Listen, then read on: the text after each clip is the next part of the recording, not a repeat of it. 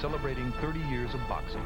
The following is a special presentation of HBO Sports, the network of champions.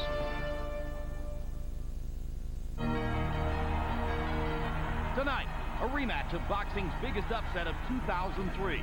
A breathtakingly inartistic mugging of a skilled welterweight champ. Hard right hand by Mayorga, and another hard right hand hurts Forrest. Hard punching, beer drinking, cigarette smoking Ricardo Mayorga promises to splatter former kingpin Vernon Forrest onto the canvas a second time. Vernon wobbling on his feet as he threw the right hand. He goes down in the face of a crushing right cross. And Ricardo Mayorga has done it. Following 2002's welterweight title stunner. I definitely want a rematch. In that return bout, Mosley suffered a replay loss. A lesson seemingly lost on Forrest 6 months after his uncharacteristic and unwise street fight with Mayorga. This is not the fight that Vernon Forrest wanted. Forrest maintains tonight will be different. Boxing instead of brawling. Mayorga also predicts a different outcome, a knockout in 2 rounds instead of 3. Ricardo Mayorga still smoking. Vernon Forrest still burning. It's reversal or rerun tonight.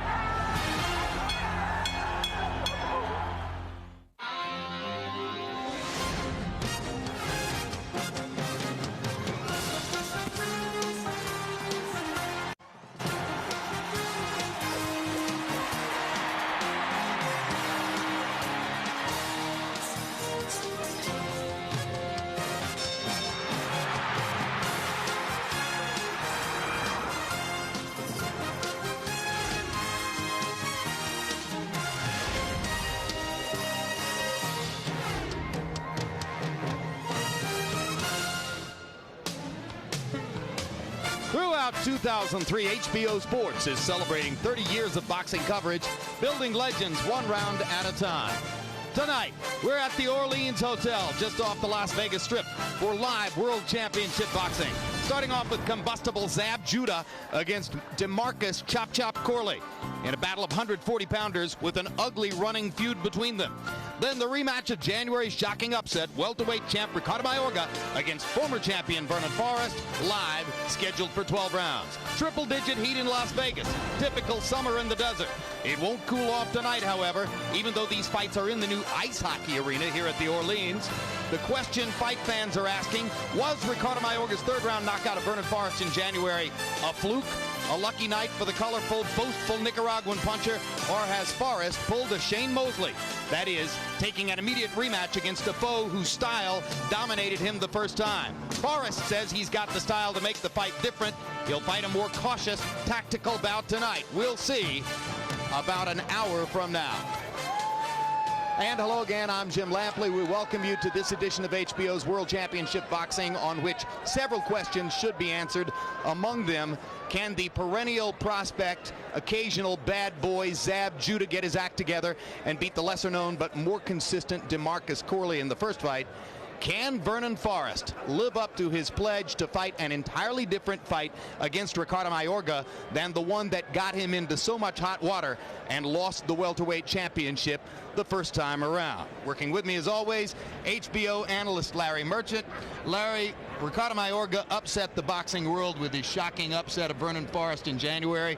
It didn't look like an accident at the time, but Forrest is a better than 2-to-1 favorite to prevent it this time around. What if Mayorga does it again? Well, he surely won't be an underdog anytime soon, because he'll be a star, one of those rare must-see champions, a fighter who not only makes good fights, but makes big events. And if Forrest should happen to win, he would be restored, and we might have another terrific trilogy. How good would that be? It's a win-win, Jim. There's so much expectation for fans and for experts that on our HBO.com/boxing website, we've given you several days to toy with the question, who'll win the rematch, Mayorga versus Forrest? You can log on to HBO.com/boxing to vote right now on that question. Mayorga or Forrest to win. We'll give you the results right before the first bell, and let me tell you, it's a pretty good argument so far. Now, for a lot of American television fight fans, the last time you saw Zab Judah may have been the worst worst moment of his career. It took place November 3, 2001 in Judah's long-awaited 140-pound unification title bout against Costa Tszyu. In the first round, Judah easily won the round, and after ripping Tszyu with those two shots in the middle of the round, found himself musing on his stool between rounds about the possibility of going in and attacking Tszyu again in the second round and knocking him out. But the Georgian veteran had made adjustments between rounds, caught Judah with the right hand that knocked him to the canvas, and then saw him fall to the canvas again. When referee Jay Nady stopped the fight, Zab Judah went nuts, at first throwing a chair, and then, as you saw there, sticking his glove into Nady's neck in protest of the stoppage. For more, let's turn to two-time world heavyweight champion George Foreman. George, what do you make of a fighter who, in addition to that mishap in the ring, had a punch-up, a dust-up with Corley at a news conference following a fight in Philadelphia earlier this year? These are Judah's worst moments. Do they define him? You know, in hindsight, doctors are always explaining what happened to boxers. Dementia, punch drunk, after our careers are over. But right in the ring, you see medical things are taking place. A guy gets shocked, knocked down. One Dr. Rios told me that's sometimes a temporal lobe seizure. These guys don't know what they're doing moments after a boxing match. They go after the referee. They don't mean any harm. And referees are schooled, especially Las Vegas referees. They go around and put on seminars to tell you, right after you stop a fight, you better protect yourself. These guys may come after you. We are aware of that. So don't make harsh judgments about a fighter who's just been knocked in the next week. No, just one day in the life of a hard punch. But Judah did get a 6-month suspension and pay a $75,000 fine for that altercation with Nady. All right, let's go to the tail of the tape now to get ready for this 140-pound battle. And you'll see that Zab Judah is 4 years younger than Corley. Though they were contemporaries in the amateurs, almost fought each other in the National Golden Gloves in 1995, but Judah lost in the semifinal to divert from that matchup. At 5'7", they are both about average height for 140-pounders. Arm length is measured from the armpit to the end of the fist. They weighed in at or within a half pound of the 140-pound limit. Neither has put on a lot of weight coming into the fight tonight. They're in good shape. Rules of the bout with our unofficial ringside scorer, Harold Letterman. The Zab Judah DeMarcus Corley fight is scheduled for 12 rounds using the unified rules that you see on your screen. Jim, real quickly, the 4 criteria that the judges will use to score each individual round: clean punching, effective aggressiveness, ring generalship, and defense, with a strong emphasis on clean, effective punching. Jim. All right, thank you very much, Harold. Zab Judah, Brooklyn, New York product, friendly with a lot of the other big-name fighters who emerged from Brooklyn over the years, notably his good buddy Mike Tyson. Long layoff, 1 year since he scored a victory over Omar Weiss of Argentina. Big fight for Zab in something of a crossroads tonight. What happened to him in the Tszyu fight was very simple. He hit Tszyu with some cracking good punches. Tszyu kept coming. Tszyu hit him with a cracking good punch, and he went, and then went berserk. And his reputation went from that of an exciting young fighter to a punk with a glass jaw. Tonight he has a chance to start restoring himself as a serious fighter. His father, Yoel, was a multiple-time world kickboxing champion. Zab has long been groomed to be an outstanding fighter. Nobody's opinion of Judah is higher than his own. He's the one who adopted the nickname Super Judah, and sometimes, at his best moments, he looks good enough to live up to it. The holy grail in this division is another fight with Costa Tszyu. Judah wants it, so too does DeMarcus Corley, and Corley will be the man in line if he can get past this guy tonight. Before his fight with Tszyu, Judah said, "This is for everything. The winner is the champ. No chance Tszyu would give him another shot."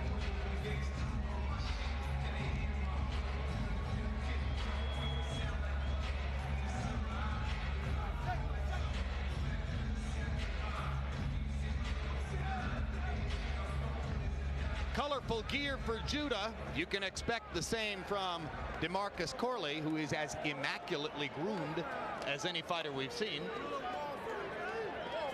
And of course, we talked about Judah's Brooklyn roots. DeCorley comes from one of the roughest sections of Washington, D.C. And and he acknowledges there might be some street cred on the line here tonight. A big week for DeMarcus. His 7th child, second daughter, was born this past Monday. And in addition to his own 7, he had a brother who was shot to death in a crime incident in D.C. earlier this year. And the brother was also the father of 7. DeMarcus says in addition to taking care of his own, he plans to try to provide for his brother's 7 children as well. And then there's the feminine side of him, Jim. He looks a little like Queen Nefertiti here in this outfit that he designed. He took a sewing class in high school so that he could make his own outfits.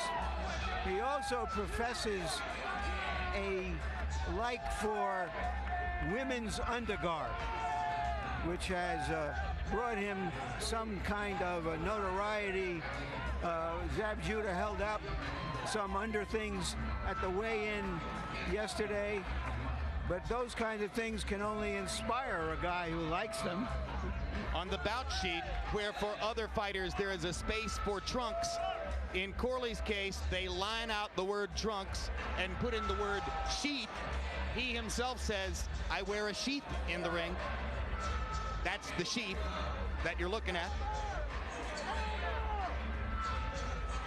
He was ridiculed by another fighter in D.C. for wearing Victoria's Secret underwear, and he said, well, if women wear it, why can't I? But he says, at the end of the day, don't watch my clothes, watch the way I fight. And he sees himself as the puncher in this bout against Judah tonight. So the two fighters are in the ring. Let's go to ring announcer Jimmy Lennon Jr. for the official introductions. Ladies and gentlemen, a very good evening to you, and we welcome you to the Orleans Arena here in Las Vegas, Nevada, as we have a big night of action in store for you, and it's all brought to you by Don King Productions in association with the Orleans Hotel and Casino, HBO Sports, and CM Exchange. This bout coming away is also brought to you by Main Events and is sanctioned by the WBO President Francisco Valcarcel, Supervisor Jacinth Bryan, along with the Nevada State Athletic Commission. Introducing to you at this time are 3 judges. Scoring the bout from ringside, from Las Vegas, Nevada, Dwayne Ford. Also from Las Vegas, Chuck Jumpa. And from West Palm Beach, Florida, Michael Pernick. And our third man of the ring, the referee in charge, working in this, his 158th world title bout, fair but firm, Joe Cortez. All right, fans, here we go. 12 rounds of boxing for the WBO Junior Welterweight Championship of the World. Introducing to you first the challenger. On my right, fighting out of the blue corner, wearing black, red, and gray trunks, fighting out of and representing his home of Brooklyn, New York. He weighed in at the limit of 140 pounds even. His record stands at 28 wins, 1 loss, 1 no contest, with 21 wins coming by way of knockout. Here is the former IBF Junior Welterweight Champion of the World, introducing Zab Super Judah. And his opponent across the ring is the defending world champion on my left, fighting out of the red corner, wearing turquoise, yellow, and pink trunks, hailing from our nation's capital, Washington, D.C. He weighed in at 139.5 pounds. His record stands at 28 wins, 1 loss, 1 draw, with 16 wins coming by way of knockout. Tonight, ladies and gentlemen, he is making the 3rd defense of his title. Here is the WBO Junior Welterweight Champion of the World, introducing DeMarcus Chop Chop Corley. Once again, ladies and gentlemen, Joe Cortez, our referee in charge, now to give instructions. 12 rounds of action scheduled.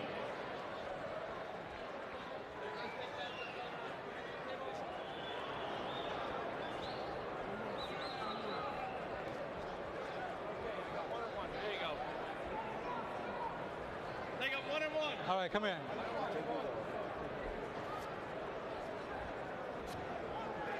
All right, gentlemen, we went over the rules in the dressing room. I expect a good, clean fight. I want good sportsmanlike conduct. Understood? Here? Understand here? Okay. Remember, guys, I'm fair, but I'm firm. Touch him up. Two southpaws. Judah, who is raised as a black Jew and tends to throw tantrums before and after fights. Corley, who is trying to support 14 children, 7 of them his own, and shops at Victoria's Secret for himself. You can't make it up. Two southpaws, and some would say that both have natural counterpuncher tendencies, so the question is who's going to lead. Corley answered that question at our pre-fight meeting yesterday when he said if somebody's going to attack, it'll be me. I think I'm a bigger puncher than Zab. Judah, of course, would say exactly the opposite.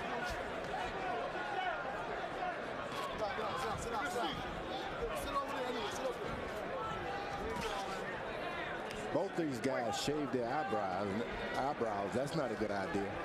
Always a chance of a scratch and a cut opening above those eyebrows. You want to keep razors away from your face and eyes, especially if you're boxing. Is that a boxing style or an inner city style? What is it, George? Well, it's just a style, I suppose. Hollywood style. Good, Chop. Nice and relaxed, smooth. There you go. Stay low, stay low. Zab Judah seems to be concentrating more. He's been able to get some shots to the body and get away from the bigger shots. Stands in the pocket when he chooses. During undercard bouts, it took fans about 30 or 45 seconds to begin booing if they didn't have big action in the first minute. We've got an unusual Vegas crowd here at the Orleans because ticket prices are so much cheaper than for most of the big fights we brought you from larger casinos here. So there are a lot of fans who are getting a rare chance to see title prize fights, and they wanted to see big action. But they're being kind to Judah and Corley, who are fighting a tactical first round. Even for a southpaw is difficult to fight, believe me. Well, and of course, both these guys would say, oh, I do better against other southpaws because they're just mirrors of me. But you pointed out, George, it's still the same thing. You're fighting somebody who looks different than your normal opponent. Yeah, and in the gym, seldom you see a southpaw ready to spar with you round after round. Judah was able to drive Corley back toward the ropes with an overhand left. One of the better punches of the round so far.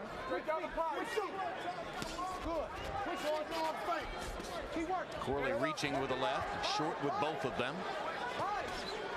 Judah jabs him to the body to move him back.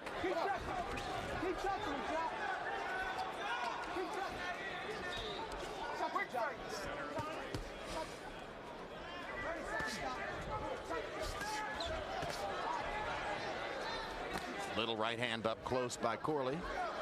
Judah bobs and weaves and gets a little closer afterwards. And you got to be careful when a guy gets closer after he misses him. He's trying to get in a big shot. Using his defense to set up his offense.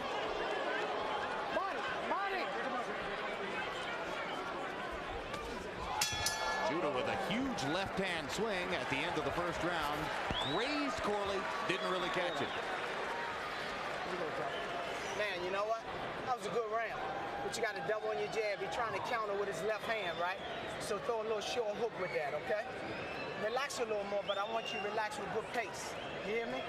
Always touch him. Touch him to the body, touch him to the shoulders. Break his rhythm, all right? Take a deep breath.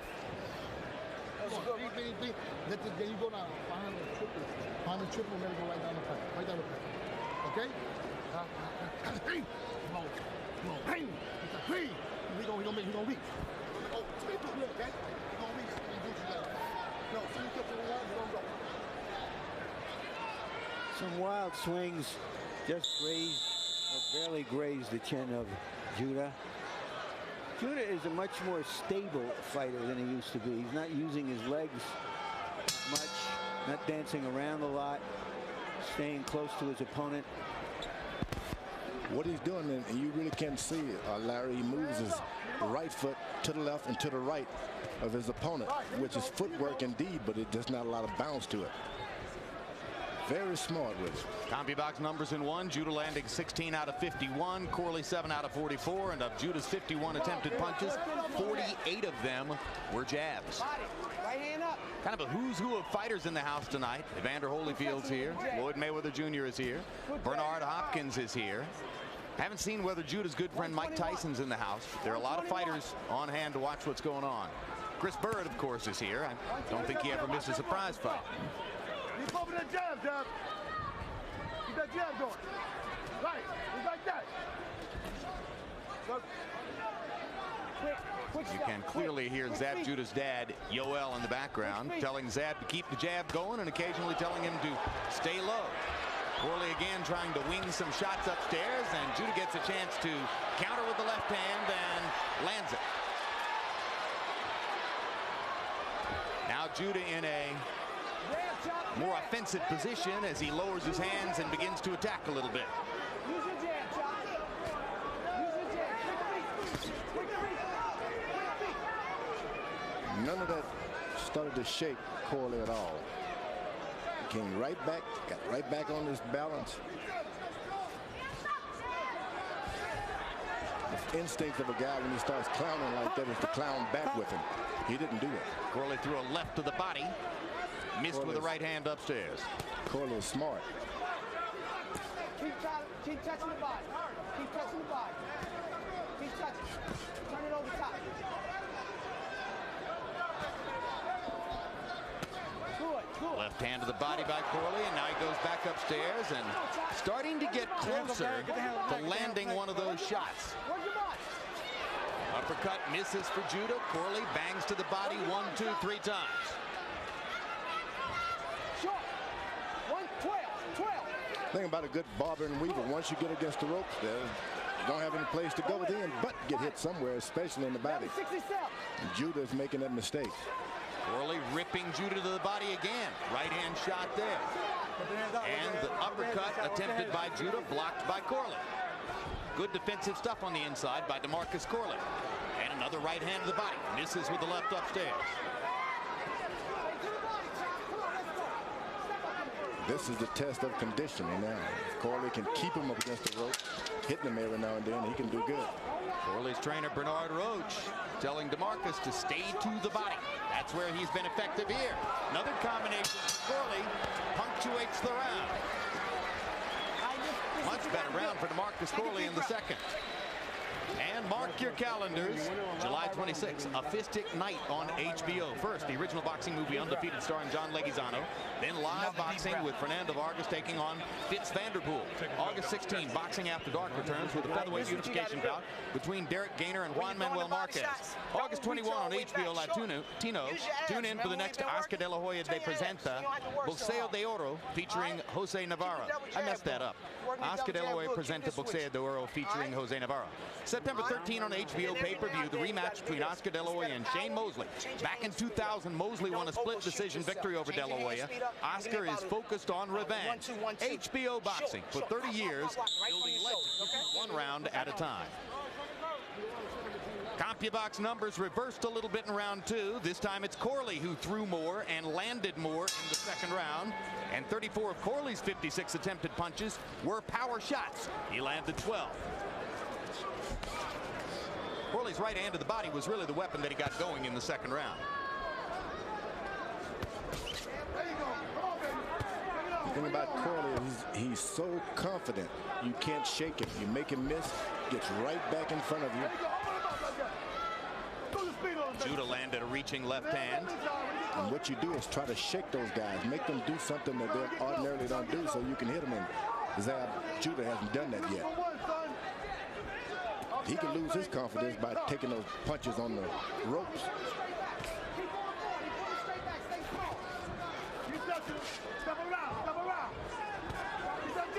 DeMarcus Corley has had the nickname Chop Chop ever since he was an 11-year-old amateur. One day he went out to eat during an amateur competition and came back weighing 10 pounds more than the weight at which he had left. And his coach at the time said, I want you to chop your food up, and I'll call you Chop Chop. Looks like there's some blood from the nose of Chop Chop. Good left hand by Judah as Corley was trying to duck away from the right. Textbook boxing. Jab, jab, jab, right hand. Then you come back with the hook, clean it up, and you get the knockdown. That didn't happen yet, but if he does. Corley landed a little left across the top, missed with the right cross, or the right hook, I should say, following up. Corley jabbing to the body again. Chop, chop. If Judah does the feigning, he's trying to get his hand out from in front of him. And if he does, as you feint him, he drops his hand a little bit and you get your shot. Corley is not doing it. And more the profile which DeMarcus Corley predicted has emerged, which is Corley leads, tries to establish the action, and Judah plays off of him and counters. That may ultimately work to Judah's advantage. He seems more comfortable in his role.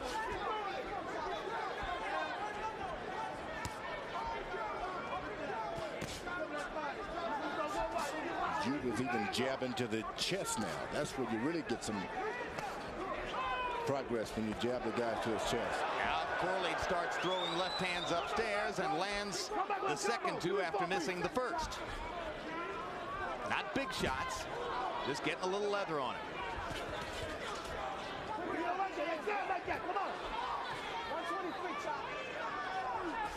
Suddenly Judah becomes the leader and hits Corley with a left hand and then a huge left cross. He's down. He's hurt. That's a legitimate knockdown.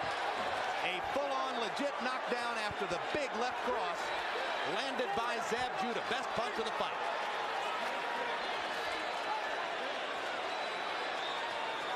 Corley acknowledging it.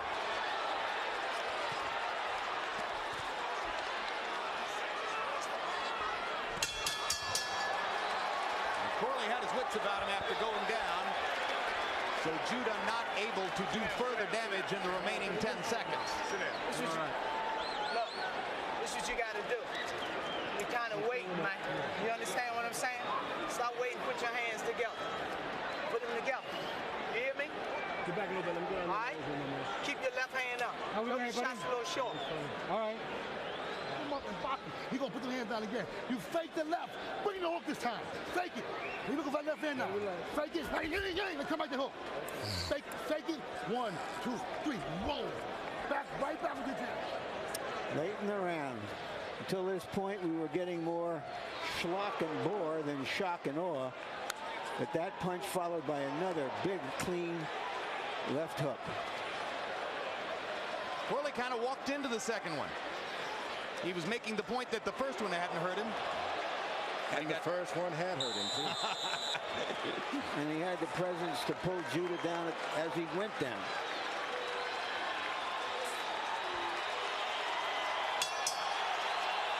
When he fought Judah got so excited about landing a big punch that he walked into a punch. Let's see if he shows a little bit more discipline here. Harold, how do you have it through 3? Okay, Jim, 2 rounds to 1, 29-27, Zab Judah. Jim, I got to tell you something. You know, in that third round, I got a funny feeling that was an awfully long round. I thought I heard the 10-second warning at the point where Zab Judah knocked him down. So that means when Corley got up, the bell should have rang. Be as it may, you got to give Zab an extra point for knocking the guy off his feet. Zab won the first round. I like the hand speed of Zab Judah so far. Very quick hands, good punching. And the word from the truck where they have stopwatches is, you're right, Harold. The round was about 10 or 15 seconds longer than expected. I have the fight 1-1-1. I thought neither fighter did enough to win the first round. Bottom line is the fight at this moment boils down to Judah knocked Corley down in the third round with a big left hand. You know, he was able to bring all of that together with those jab, jab, jab, and right hand. And he's got to go right back to what got him there. Don't jump off and start feinting with hooks. Go back to 2 or 3 jabs, and that right hand and left hand is waiting for you all night. If Judah can understand that. There it is. Don't get wild. Just set it up. If you can do it all night, be confident.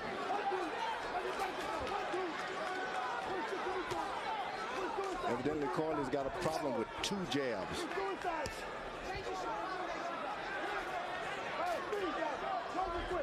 There's the footwork with Judah.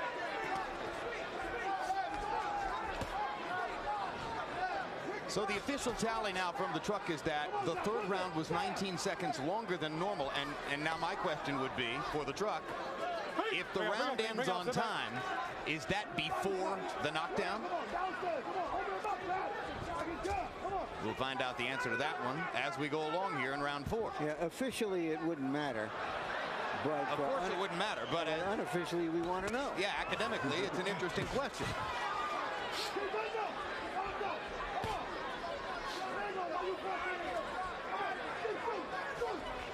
Oh, stop! Stop!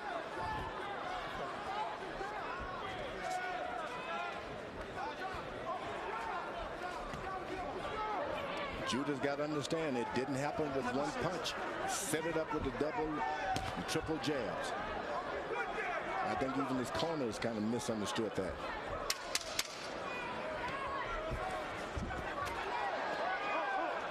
Corley chasing Judah into the corner, but not able to land any punches. Judah has shown almost too much self-discipline in that round, not trying to really test Corley again. You doing that waving back? What I want you to do is take his body. And as these two guys fight at 140 pounds, Corley Mayorga warms up for the defense of his 147-pound World Championship. Mayorga with his trainer, Hector Perez, in their dressing room, waiting for his second crack at Vernon Forrest. He knocked him out in the third round, January 25 in Temecula, California, and has told anyone who will listen that he'll knock him out in the second round tonight. Whatever are the 20 best quotes in boxing this year, Mayorga may have issued 19 of them or so in the last week. That's why I pump 3, 4 jams. Then let it go, then roll. All right?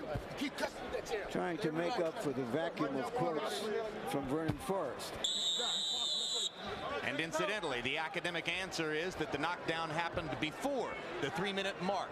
So the overextension of the round has nothing to do with the fact that Judah was able to knock Corley down. He did that within the originally anticipated 3 minutes of the frame. Harold Lehrman is chomping at the bit to give us more information. Go ahead, Harold. Now, You know, look, let me step on our foot, all right? Watch that. Let's go. Like I've always said, you can't be saved by the bell, okay, in any round. Now, DeMarcus, we heard the 10-second warning. DeMarcus Corley went down. Let's say he's down for 8 seconds, for example. At the time he gets up, when a referee cleans off his gloves and it's time to box, that's when the bell should ring. So the bell should have rung in about 3 minutes and 5 seconds. They don't ring the bell at exactly 3 minutes when a guy's on the floor. They ring the bell when he gets up and he's ready to fight. In other words, when the referee cleans off his gloves and determines that he's able to continue, that's when they should have rung the bell. Thank you, Harold. Let him out clean. One of the stories of the fight through the first 4 rounds, Judah landing his jab with much greater frequency. Judah 41 out of 162 jabs, Corley only 18 out of 113.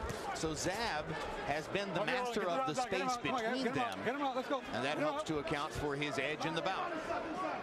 Zab Judah turns almost ordinary when he stops using that little jab. He's waiting for something to happen as he get hit himself. Once he starts working that jab, put a distance between the talent as far as I'm concerned. Keep that jab going. Corley just can't deal with the jab. Particularly when Judah, as you pointed out, George, particularly when Judah doubles up on the jab. That's when Corley seems not to know what's coming next. That's the problem. Some guys are like that. You can jab them once, they can deal with it. But 2 or 3 jabs, they just throw everything they've done in training out. And like a lot of fighters, Judah will change speeds on the jab. Sometimes just sort of laying it out there like that. And sometimes he'll flick it a lot faster.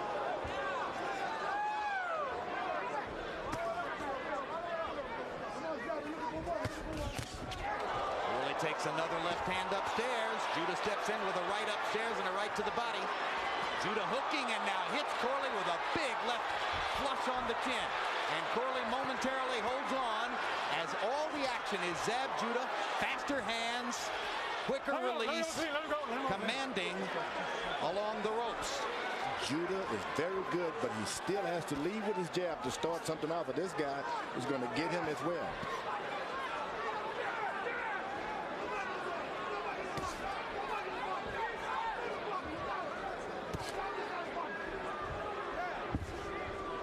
best round was the second, when he focused almost entirely on Judah's body.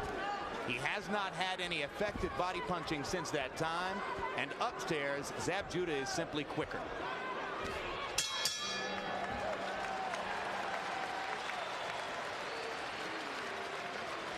Nothing, baby, nothing.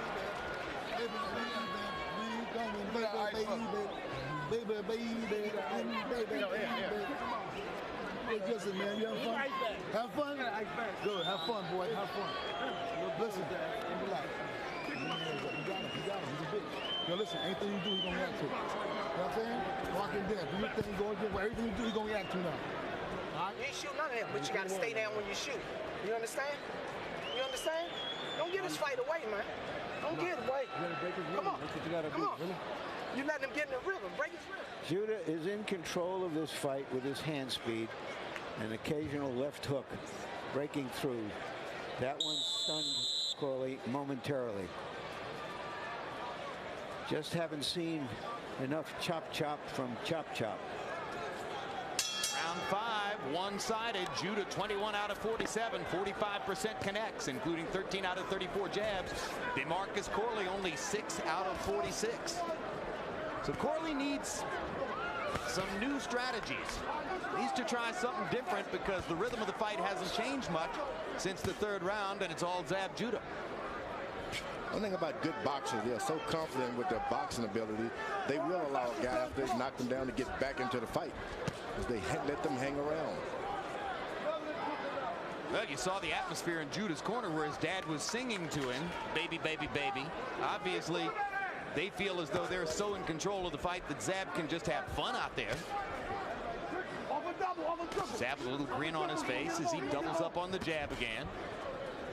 We will not hurt the other guy. He will decide, look, I may as well hurt you. You're not doing anything to me. And I think that Corley can do this.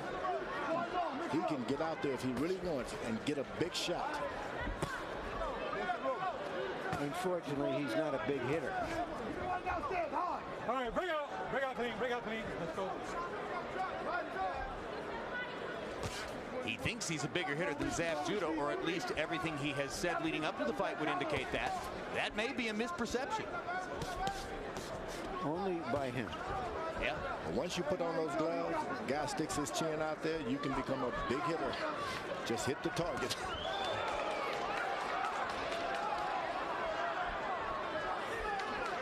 Judah bouncing. This is becoming a sparring session. That was that little left overhand. And that's Corley making it possible, or rather Judah making it possible for Corley to hit him by dancing and clowning with his hands around his waist. Sometimes when you knock a guy down and you get out there and spend a lot of energy, you don't have anything else in you but what Judah is doing. Trying to pace yourself now to make certain that you can go to 12 rounds. Sometimes when you think the fight is easy, you get a sudden rude awakening.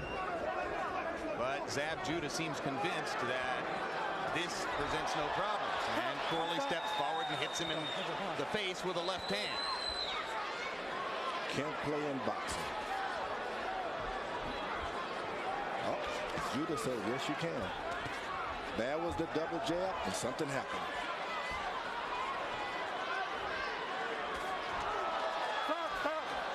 Does Zab Judah think this is psychological warfare? Does he think it's entertaining? Is he bored with the fight and he feels he has to do something? What, George? All of the above. I think he's trying to embarrass Corley. Part of the fun for him. Earlier tonight, another 140-pound prospect in action. Vivian Harris against Suleiman Mbai. And Harris, the favorite, a guy who's regarded as a potential contender for Costa Zoo's 140-pound crown. Mbai started out in a defensive mode through most of the first few rounds. Vivian Harris was able to knock him down in the second round, and through most of the fight, they worked in the same rhythm. Harris, an easy, unanimous decision victory over Suleiman Mbai, and that keeps Vivian Harris on track as a rising contender at 140 pounds. Crowded division. go, man. Let's go. Though Costa Tszyu stands alone as the undisputed champ. Come on. Come on. In the corner.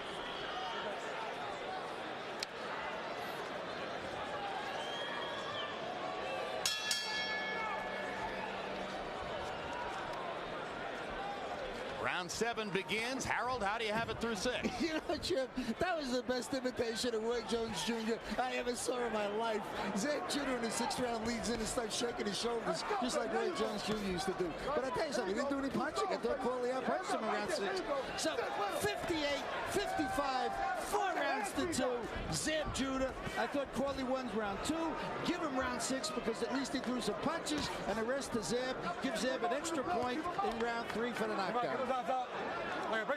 Break out clean, step back, step So back. you can get a great Harold Letterman review for the Roy Jones imitation, but it doesn't necessarily win you the round. Instructive. Instructive.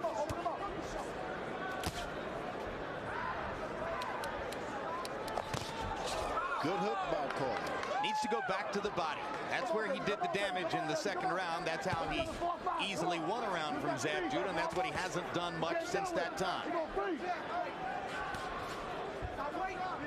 Judah just popping Corley with the jab. Sometimes one southpaw is bad enough. 2 southpaws can double your misery. You mean you don't think this is the most rousing piece of ring combat you've seen in a while, Larry? Your words, Jim.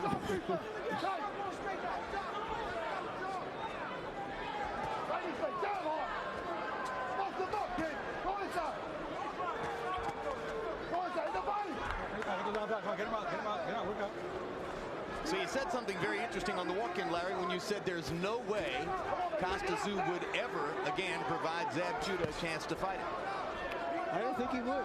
You know, Zeb Judah would have to build up a tremendous reputation so that there would be a lot of money at stake. This kind of fight is not designed to build reputations and bring in crowds. Zeb's style is not likely to ever galvanize the public in such a way that the money would become irresistible for Tszyu. That's what you're saying? Yeah, and there are so many other, you know, potential opponents. Gaddy, among others. That's where the money is. Vivian Harris. He's going to have a rematch with Sharmba Mitchell early next year. And he's already about 33 years old. Vivian Harris just re-entered the ring, incidentally, or re-entered the arena wearing an immaculate 3-piece cream-colored suit. I believe he may be the dressing champion of the division, or the dressing champion in street clothes, because, of course, I mean, look at the ring clothes that we're looking at in front of us. You know, Harris, should Judah win, Harris might be an interesting fight in New York. Both of them are from Brooklyn.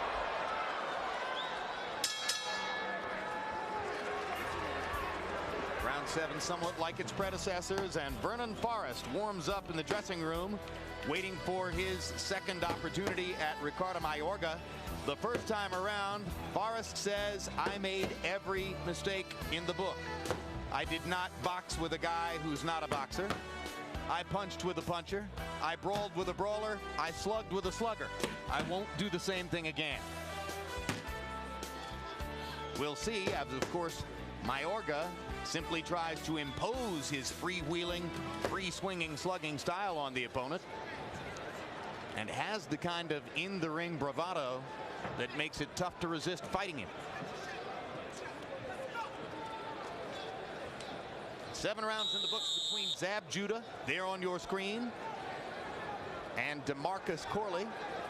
Judah looking up to check his image on the Jumbotron. In the 7th round, Judah just 2 of 7 power shots, threw 43 jabs, landed 8. Corley 7 of 21 power shots. If Corley doesn't start taking some aggressive steps soon, the perception will be that he's just fighting out the fight and will accept a defeat rather than a knockout.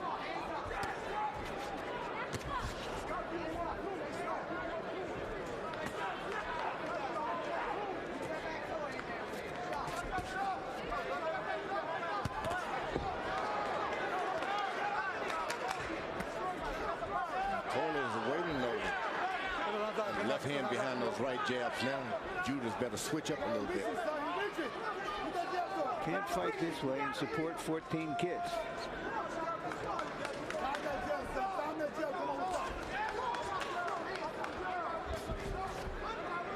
Let him out. Get it down, Doc.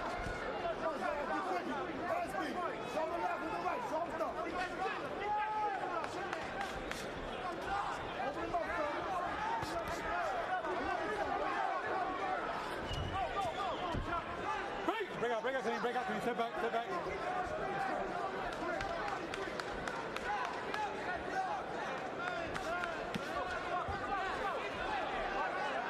All right, break out. Judah is a very close friend of Floyd Mayweather Jr. I understand that when he came to town recently, Mayweather picked him up at the airport.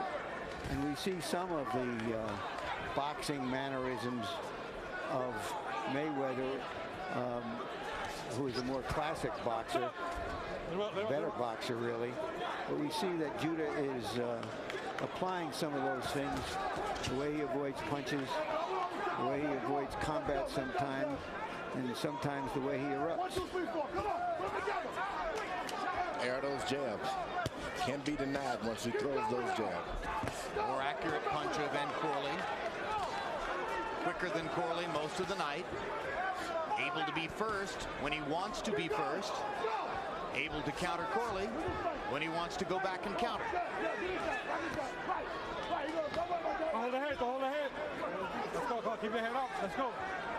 Corley has decided to be the counterpuncher tonight. He's waiting on Judah to do something, make a mistake so he can throw a shot. Well, sometimes you can wait 3 weeks for that to happen. Yeah, and then all of a sudden you don't have a title anymore. From about 15 rows back from the ring, Floyd Mayweather Jr. is standing and yelling instructions at Judah as Marcus Corley manages to hit Zab Judah with a right hand and drive him back into the corner. His best punch in a while. But under most circumstances, Judah would never be able to hear his friend Floyd Mayweather Jr. from that far away. You can see Mayweather standing back there. And Mayweather is urging July 26th, a fight-themed night here on HBO, Larry. First, the HBO original movie Undefeated, directed by and starring John Leguizamo. It's about a rising boxer and how he deals with his newfound fame. Then, live fights on Boxing After Dark. Fernando Vargas takes on Fitz Vanderpool in Vargas' first fight since his loss to Oscar De La Hoya last September. That's July 26th. Undefeated starting at 8 p.m. Eastern and Pacific. Boxing After Dark from the Olympic in Los Angeles at 9:45 with a raucous pro-Vargas crowd, all on HBO.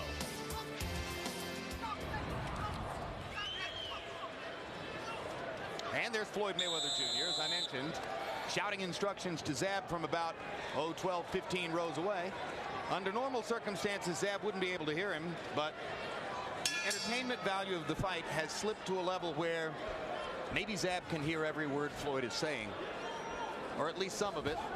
And after that bad incident with the referee the last time, they put the best referee in the country, as far as I'm concerned, Joe Cortez, in the ring. And Cortez hasn't had much to do. There hasn't been a lot of clinching, and there certainly haven't been any misbehaviors. Judah's standing flat-footed now, looking like he wants to maybe test Corley. Good right to the body by Corley.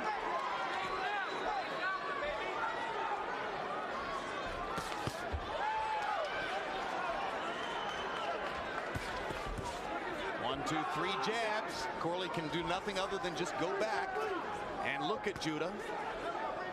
Jab again. Judah hasn't done a whole lot of body punching because that means that fight can turn at any time there's a hard punch land on his chin. You've got to go to the body when you're hit on points. Now Corley gets a chance and pops Judah with a little shot to the top of the skull. That was, we saw the chop after all. Yeah, that's right. Stop. Come on, let's go. Come on, let's go. Don't walk back. Let's go. He can chop, but can he make it stick?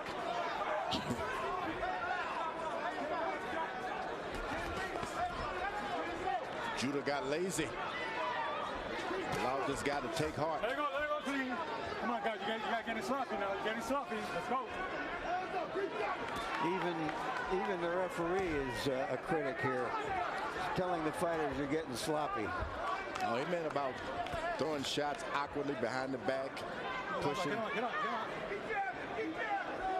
They had been pretty correct until now, holding behind the head.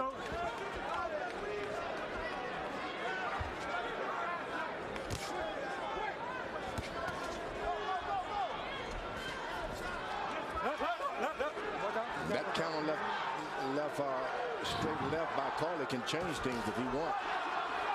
Judah's right hand is down all night. Come on, get this outside. Let's go, let's go. If he just throws that left on top of it, he can get him. What Corley hasn't done or hasn't been able to do is to step up his level of aggression to try to make it into more of a fight. Just change the tempo somehow. I can't imagine that he thinks he's going to beat Zab Judah fighting this fight at this moment. Hard right hand by Judah caught Corley.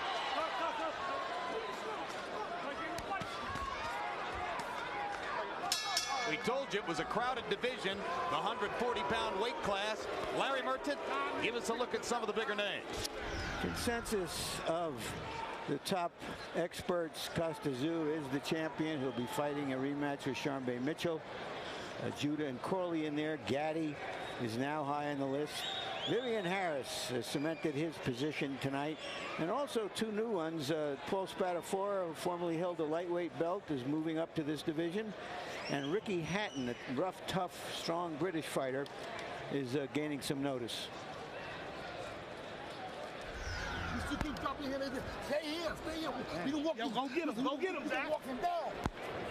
In the pocket. You can't do nothing. Walk him down. Hey, a gorilla can't look a monkey in the eye. Yoel Judah saying to Zab Judah, walk him down. Walk him down. Go after him. Even he's bored with this. In the last 3 rounds, Zab Judah by CompuBox numbers has thrown 24 power shots, averaging 7 per round. Harold, you awake over there? Absolutely, Jim.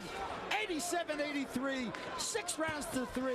Zab Judah. Jim, I'll tell you something. One thing that impresses me about Zab Judah, he snaps the right jab. Southpaws notoriously push the right jab. This kid's got real good snap, real good hand speed. That's clean punching. Clean punching is 90% the scoring. Zab Judah is really scoring nicely with that right jab. He works it up and down.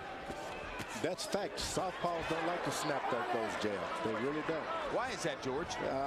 They're always trying to make the other guy snap so they can counter him. But that is a point. Zab Judah is snapping his right jab. Also because when they fight conventional fighters, the theory... Oh, that hurt. That hurt. Big left hand by Corley. Judah is still hurt. Zab Judah is hurt. Corley doesn't seem to know it, though. Just to finish the point, the perception is that you can't jab with a conventional fighter since both have the jab on the same side. So maybe that's why they get used to not throwing it out stiffly, because ordinarily they're fighting conventional fighters. Michael Moore had a terrific jab as a southpaw. Right, George? Yes. He jabbed me terrifically. Another left, that was a right hook that time. These punches. Corley has landed 2 good punches in the round, but he doesn't follow them up with more aggression. Those punches can take their toll because Judah suffered a devastation in his career already, and you'd never forget that coming back.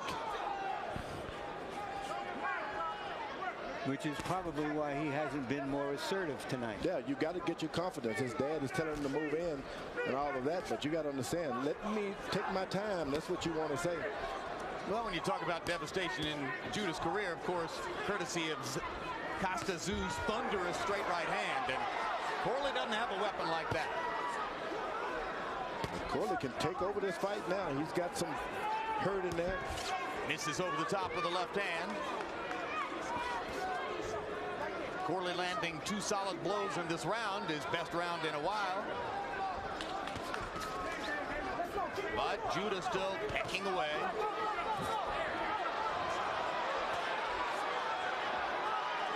Judah's got his mouth wide open. That's not a good sign.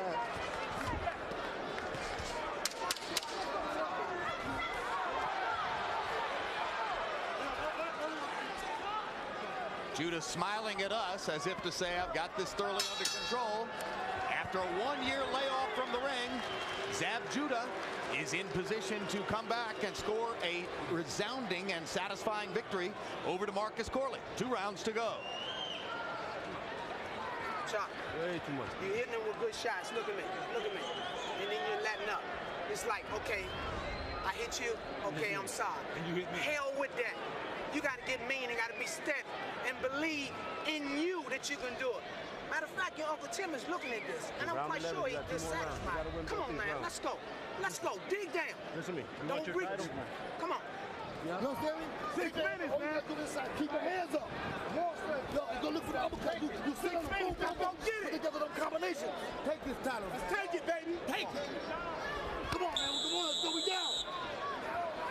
All right, seconds up. If Corley wins the last 2 rounds, he could make this a very close decision. And he does have the title. The title that's at stake here. Correct. I think even going the distance for Zab Judah is a big victory, and especially if he can come on strong in these last 2 rounds. Why would that be, George? A year off, having suffered a knockout, a real knockout. You got to watch those films. He's seen those films. Confidence just doesn't grow in trees. Doesn't matter what your corner is telling you or what kind of training camp you've had. You're dizzy, and it lasts until you get it from under you. Good 1-2 by Judah. And another combination there as Corley ducked in. Zab Judah going back to the accurate punching, which typified his dominance of the middle rounds, and throwing more power punches suddenly in this round. But those jabs are landing right on the button for Zab Judah and knocking Corley back and forcing him to reset his offense every time Judah pumps the jab into his face. I think Zab Judah's corner should just let him pace himself. Just tell him, get out there, get some points. Don't push him. Let's go. He's doing it anyway.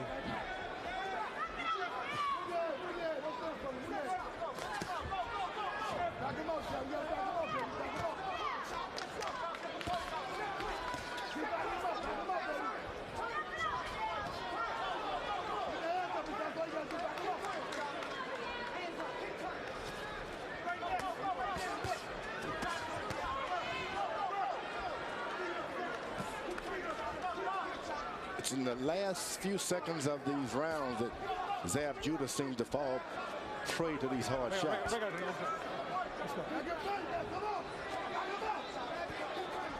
The best thing is to be a soldier, meet the guy in the middle of the ring, and so when the fight progresses, you are still in the away from the ropes.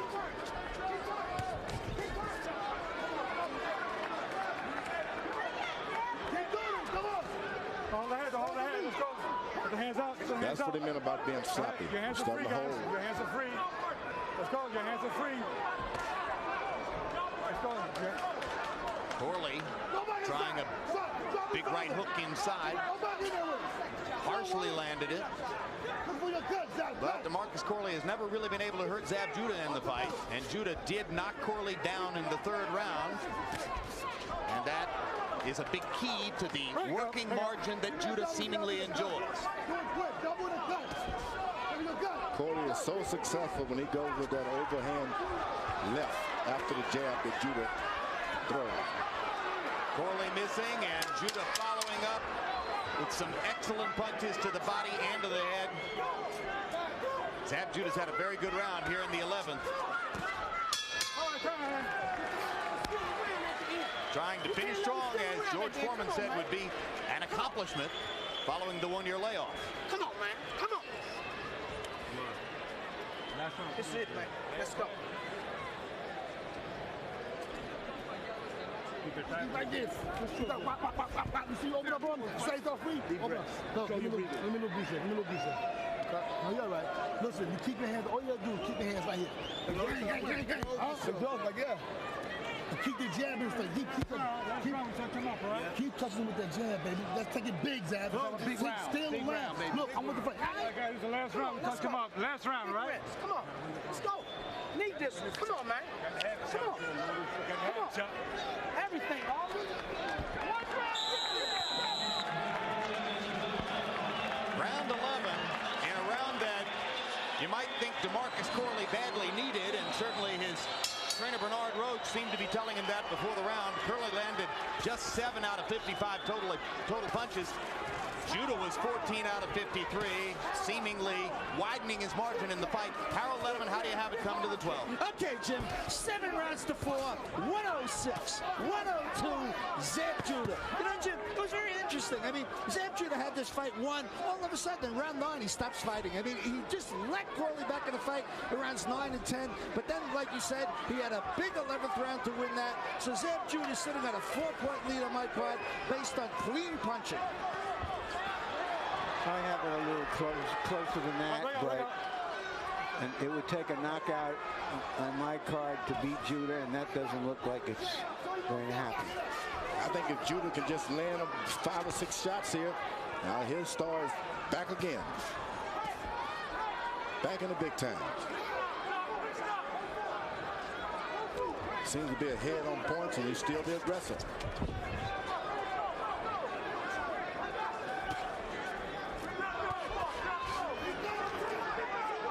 If only you knew what it takes to get back after being knocked out in a fight, and he was out. He was knocked out in November of 2001, then the 6-month suspension. He finally came back June of last year against Omar Weiss of Argentina and knocked Weiss down. That was the first time that Weiss had tasted the canvas. Huge left hand by Judah there. Further command of the fight situation here in the last round. So he's coming off a long layoff. 18 months removed from that knockdown or knockout against Zhu that changed his career. And yes, a credible and useful performance for Zab Judah to reestablish himself in the division. And I think that he's back now. All he needed was that little extra confidence. Well, I just think he's made a good fight, clearly winning, but he's only partially restored. He's still a young man, 25. Has a year or two to really put himself back up there if he takes care of the business. And with Zhu getting up in years, in 2 or 3 years, there's an opening in this division, or so it would appear.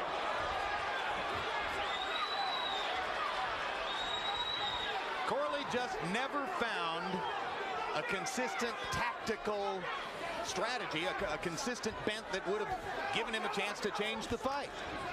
And I'm not sure that he really tried hard enough to do anything really different. Got to give it to Zab Judah. He's smart. Boxes when he wants, brawls when he wants, backs away, footwork, leaves the complete package. You never know how these decisions are going. You never know.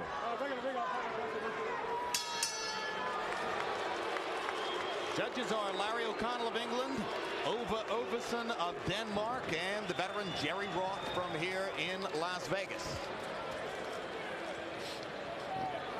Seen a lot of Jerry Roth scorecards over the years. They are seldom a surprise. They usually reflect pretty much what you've seen in the fight.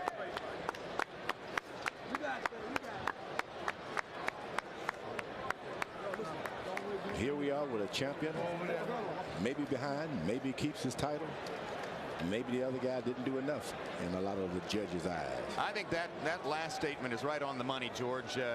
DeMarcus Corley goes into that 12th round. He's got to know that he's losing the fight. He throws 49 punches, lands 6. Never really leaped in and started throwing everything, brawling, just trying to change the tempo and the progress of the fight. And you got to do that at some point. You got to do it. Even though you're a champion, you still got to fight.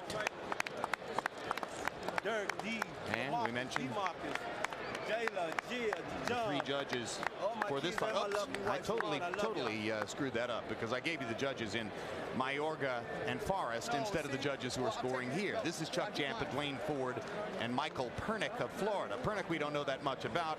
Jampa and Ford, of course, are 2 very respected, longtime veteran judges here in Nevada. So a big surprise would be even more surprising with the panel of judges we got going here. And once again, let me just correct myself. Larry O'Connell, Ova Overson, and Jerry Roth. That's the second fight. The one upcoming between Mayorga and Forrest. Our judges here are Jampa, Ford, and Pernick.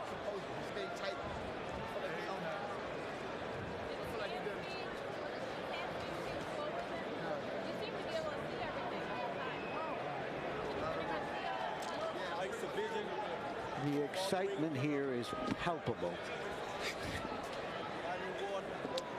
Jimmy Lennon Jr. is ready with the official decision. Ladies and gentlemen, after 12 rounds of action here at the Orleans Arena, we go to the scorecards. We have a split decision. Here are the score totals. Judge at ringside, Dwayne Ford scores the bout 115 to 112 in favor of DeMarcus Chop Chop Corley.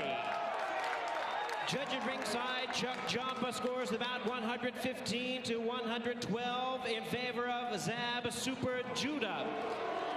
Judge at ringside, Michael Pernick sees the bout 115 to 112 in favor of the winner and new champion Zab Super Judah.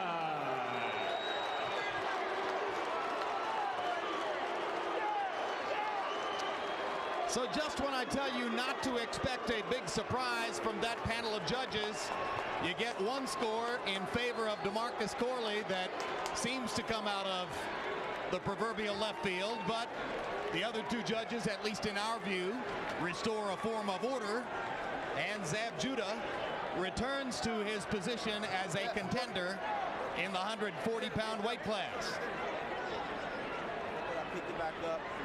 Corley got the vote of one of the judges, but winds up with the second loss of his career.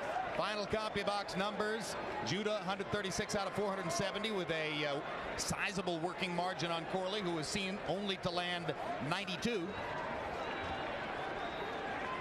And Judah's jab was the dominant weapon in the bout, as George Foreman pointed out over and over. Judah able to do with his jab pretty much whatever he wanted, landing 26% and throwing nearly 400. Corley with 293 attempted jabs and landing only 14%. At the end of the day, those numbers make it a pretty clear victory for Judah. He winds up with a split decision, gets hold of a belt, and George, as you said, Zab Judah is back and reestablished at 140 pounds, looking down the road for more fights and more activity. That's really what he needs at this point. That's exactly. Not only that, he's a star in this business. I'm just happy to see him get the victory. It was close. I knew he had won, but you never know these decisions. He's the man to watch now. I'm turning into a fan. All right, we'll see what happens to Judah as he goes down the road. Larry Merchant, drenched with perspiration from the excitement of watching that bout. Your final thoughts about all the thrills? Well, if the decision had gone the other way, we might have seen another first. We might have seen all the judges attacked in the ring. All right, we move on. The 140-pound bout is in the books, and we get ready for one of the most anticipated fights of the year 2003, the rematch between that man, Ricardo Mayorga, the free-swinging ingenue of the welterweight division, who blew away Vernon Forrest in 3 rounds in Temecula, California early this year. Forrest pledging, this will be a different fight. I know I can outbox him. This time I will. But can he? Because Mayorga comes in throwing bombs and has the kind of aura that seems to make you fight his fight. A few program reminders. Next Friday night, look for the season finale of On the Record with Bob Costas. Bob's guests on this week's show include Hillary Clinton and Angelina Jolie. July 22, it's a new edition of Real Sports with Bryant Gumbel. Among the features, the amazing story of race car driver Alex Zanardi, who lost his legs in a horrific venue, the Orleans Hotel, just off the Strip in Las Vegas. And getting ready for this lively crowd here to get a chance to see a fight that could bring breathtaking excitement. Vernon Forrest trying to walk a tightrope and outbox Ricardo Mayorga, who tries to knock you out with virtually every punch that he throws. A look back at what happened in Temecula on January 25. Vernon Forrest was on top of the world, a heavy favorite after his 2 wins over Shane Mosley in 2002. And in the first round, Forrest seemed to be in his envelope and outboxing Mayorga as expected. But toward the end of the round, Mayorga caught Forrest with a big right hand and then a left that knocked him down. Forrest, tasting the canvas for the first time in his career, was infuriated by it. Wanted to prove in the second round that he was the man. Came out and had a huge round, landing 30-some-odd punches against Mayorga, but may not have noticed that Mayorga was walking through every big punch. And in the third round, as they continued to swing away in a free-swinging brawl, Mayorga got his chances and landed the huge right hand on the face of Forrest that ultimately led to the victory cigarette in the ring. A lot has been made of Mayorga's unusual habits outside the ring, where he admits to drinking Budweiser beer, smoked cigarettes. In fact, some reporters say that they found him smoking a cigarette here at the hotel where this fight is taking place at 11:30 last night. Mayorga says, that's okay. I don't smoke once I get into the ring, and I'll be fine. Larry Merchant, he is truly a different breed of cat, something entirely new for the division. What do you make of the arrival of Ricardo Mayorga? The question is how long can he stay at the top? How long, indeed. Well, it may only be another hour or less. But he's been who he is as a prize fighter for a decade. And he seems to be getting better.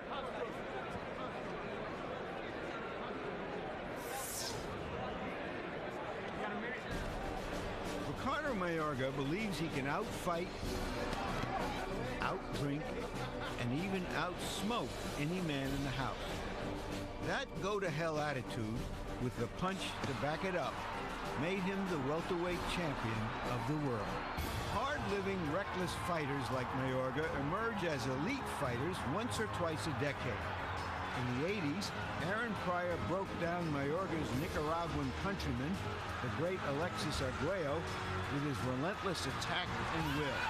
It's over! Aaron Pryor has retained his junior welterweight championship! Drugs ended Pryor's career prematurely. In the 90s, Arturo Gatti, a swinging bachelor, swung into prominence with a series of melodramatic performances. Can you believe Arturo Gatti? What makes such free-spirited warriors so special is their willingness to take punishment, to find a way to turn adversity into opportunity. Mayorga absorbed heavy fire before vanquishing Vernon Forrest. Big round for Vernon Forrest. Mayorga came to his raw toughness the old-fashioned way. He was a street kid in Managua, where he is now hero number 1. He graduated to a successful career as an amateur, then to the pros, where he lost 3 of his first 11 fights. He hasn't lost since then, nor has he lost any of the rough edges from his rough background, which includes the machismo of boastful self-confidence and the total contempt for opponents. Que vean 2 asaltos, que con eso es que voy a defender mi título. I invite all Hispanics and all Americans to come July 12th and see 2 rounds of boxing.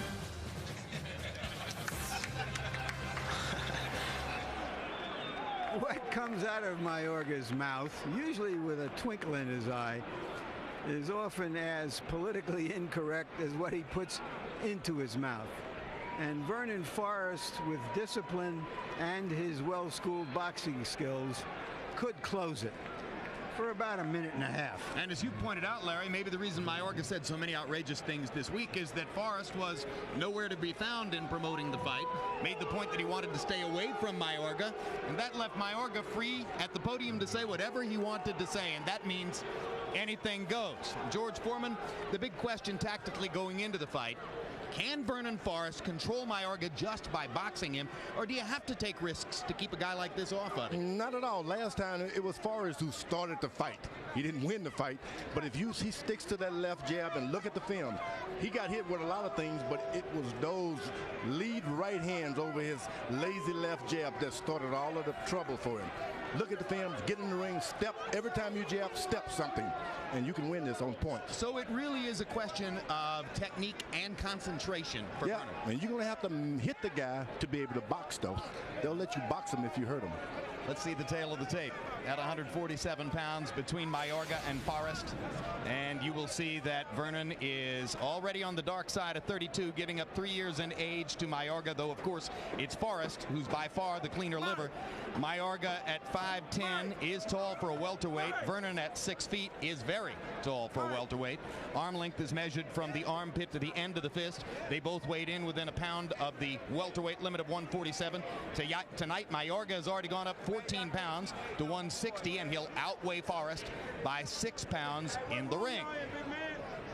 Rules of the bout with our unofficial ringside scorer, Harold Letterman. The Ricardo Mayorga Vernon Forrest fight is scheduled for 12 rounds using the unified rules of the Association of Boxing Commissions. There is no 3 knockdown rule. Only the referee can stop the fight.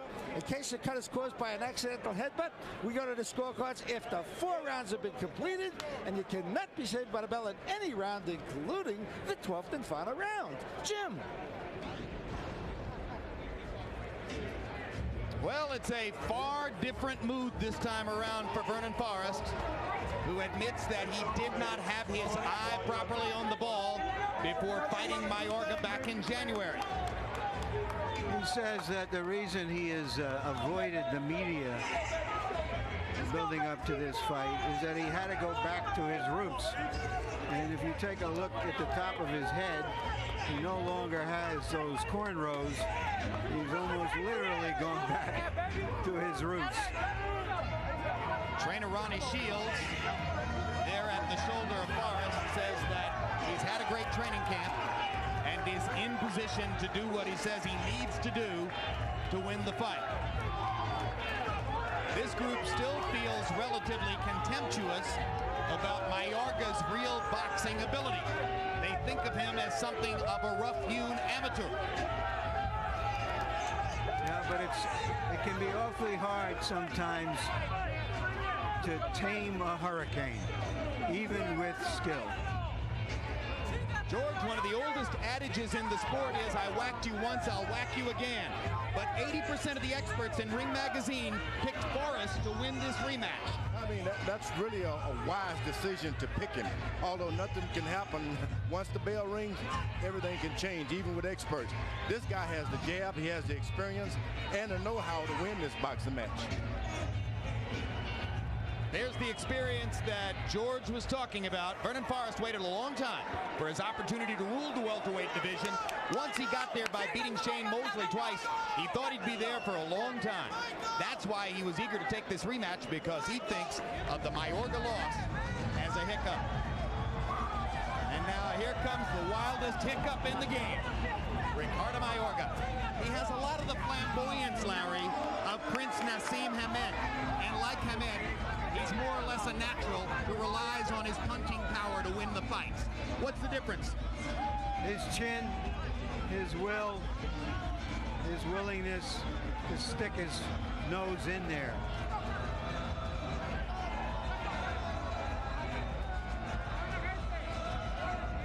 He says that he wants to feel poor because as long as he's poor, nobody can beat him. So he says he has either given away or spent his entire $400,000 purse from the first fight, about a tenth of it to bring electricity to the street where his mother lives. What about this notion, George, that he has to feel poor to be the fighter he wants to be? Well, you don't have to be a poor guy to be able to fight. I've seen in my day, poor guys get whipped all the time. The guys who just had the egg sandwiches whipped them. Well, what he's saying really is he wants to stay hungry. He looks hungry to me. One thing's for sure, Ricardo Mayorga is hungry for attention.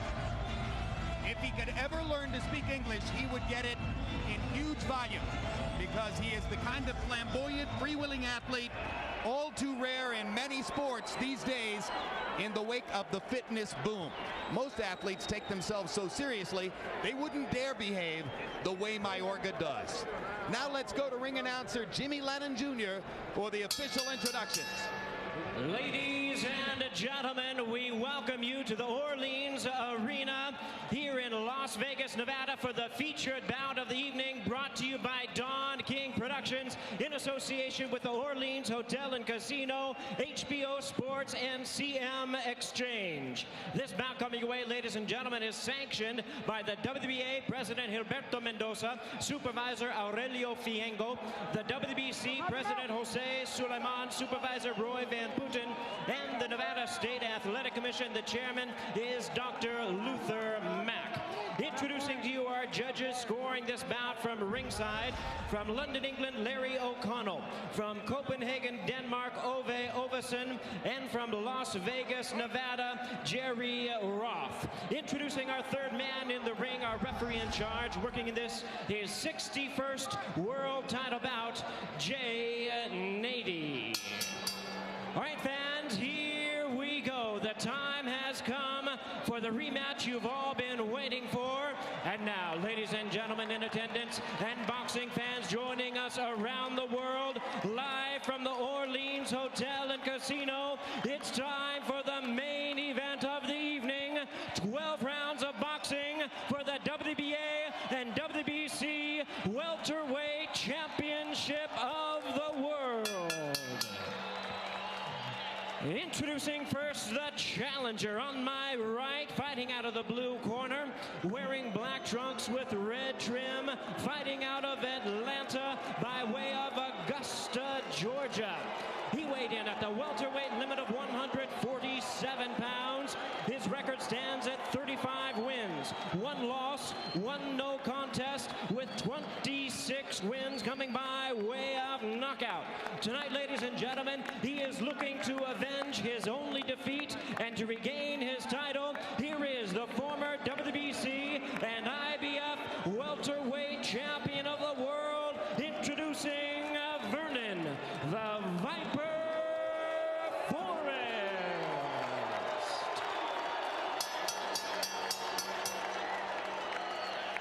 And his opponent across the ring, ladies and gentlemen, the defending world champion on my left, fighting out of the red corner, wearing black trunks with white trim, hailing from Managua, Nicaragua. He weighed in at a trim and ready 146 pounds. His record 24 wins, 3 losses, 1 draw, and 1 no contest, with 22 of his wins coming by way of knockout. Ladies and gentlemen, here is the colorful WBA and WBC welterweight champion of the world, introducing Ricardo El Matador Mayorga.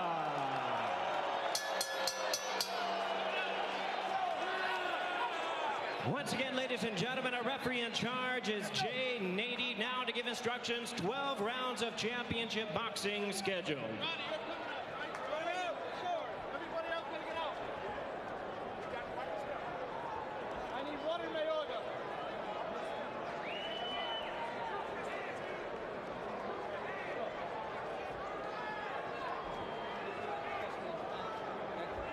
Jack, you work in that corner? Yes, sir. Do you guys have any questions? Pregunta? No. 12 rounds. I want a good, clean fight.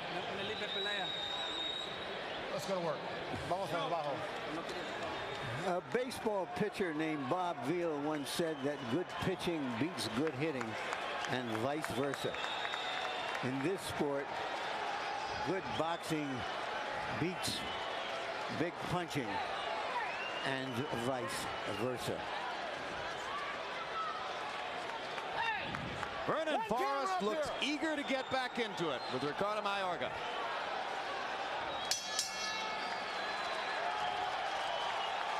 And Mayorga strolls to the other side as though just beginning a walk in the park.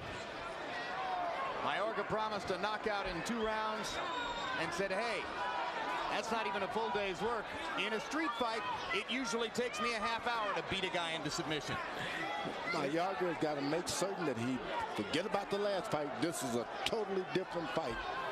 Don't try to pick up where you left off. That's when you can get yourself hurt.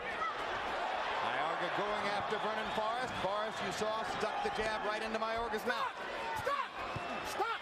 Stop means stop. Stop! Jay Nady's trying to impose his personality on the two fighters immediately. Stop means stop. I like that big referee. Vernon Forrest threw a lot of jabs in the first fight.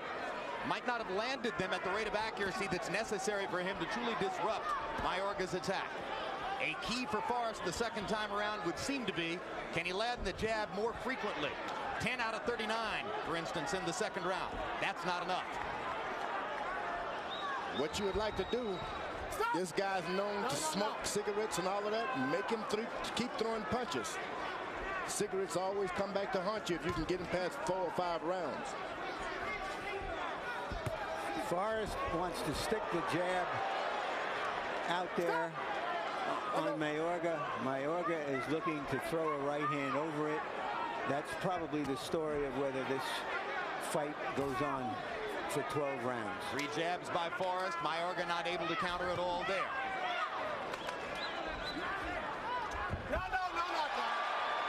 I like the way that Vernon Forrest is sticking to his strategy. Keep that left jab out there. Move when the action gets started. Start off with the left jab. Let it always be the first punch you throw. If he can stick with this, things can only get better. So far, Mayorga hasn't been able to land anything of significance. All of the clean landed punches have been for Forrest. Stop! Stop!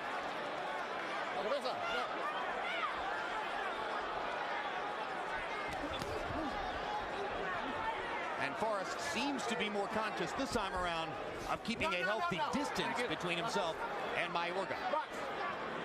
The one thing, if you're going to throw that left jab, you cannot be in the same place you delivered it. You got to move. As soon as you throw the jab, move, step away, or step forward in a circle. That's exactly what Ronnie Shields was focusing on yesterday in discussing Vernon Forrest's tactic here, that he must throw the jab and step away.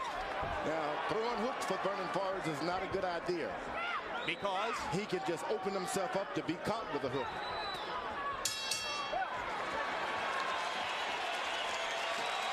As we go to Mayorga's corner, where they speak Spanish, our interpreter is Ray Torres. Okay.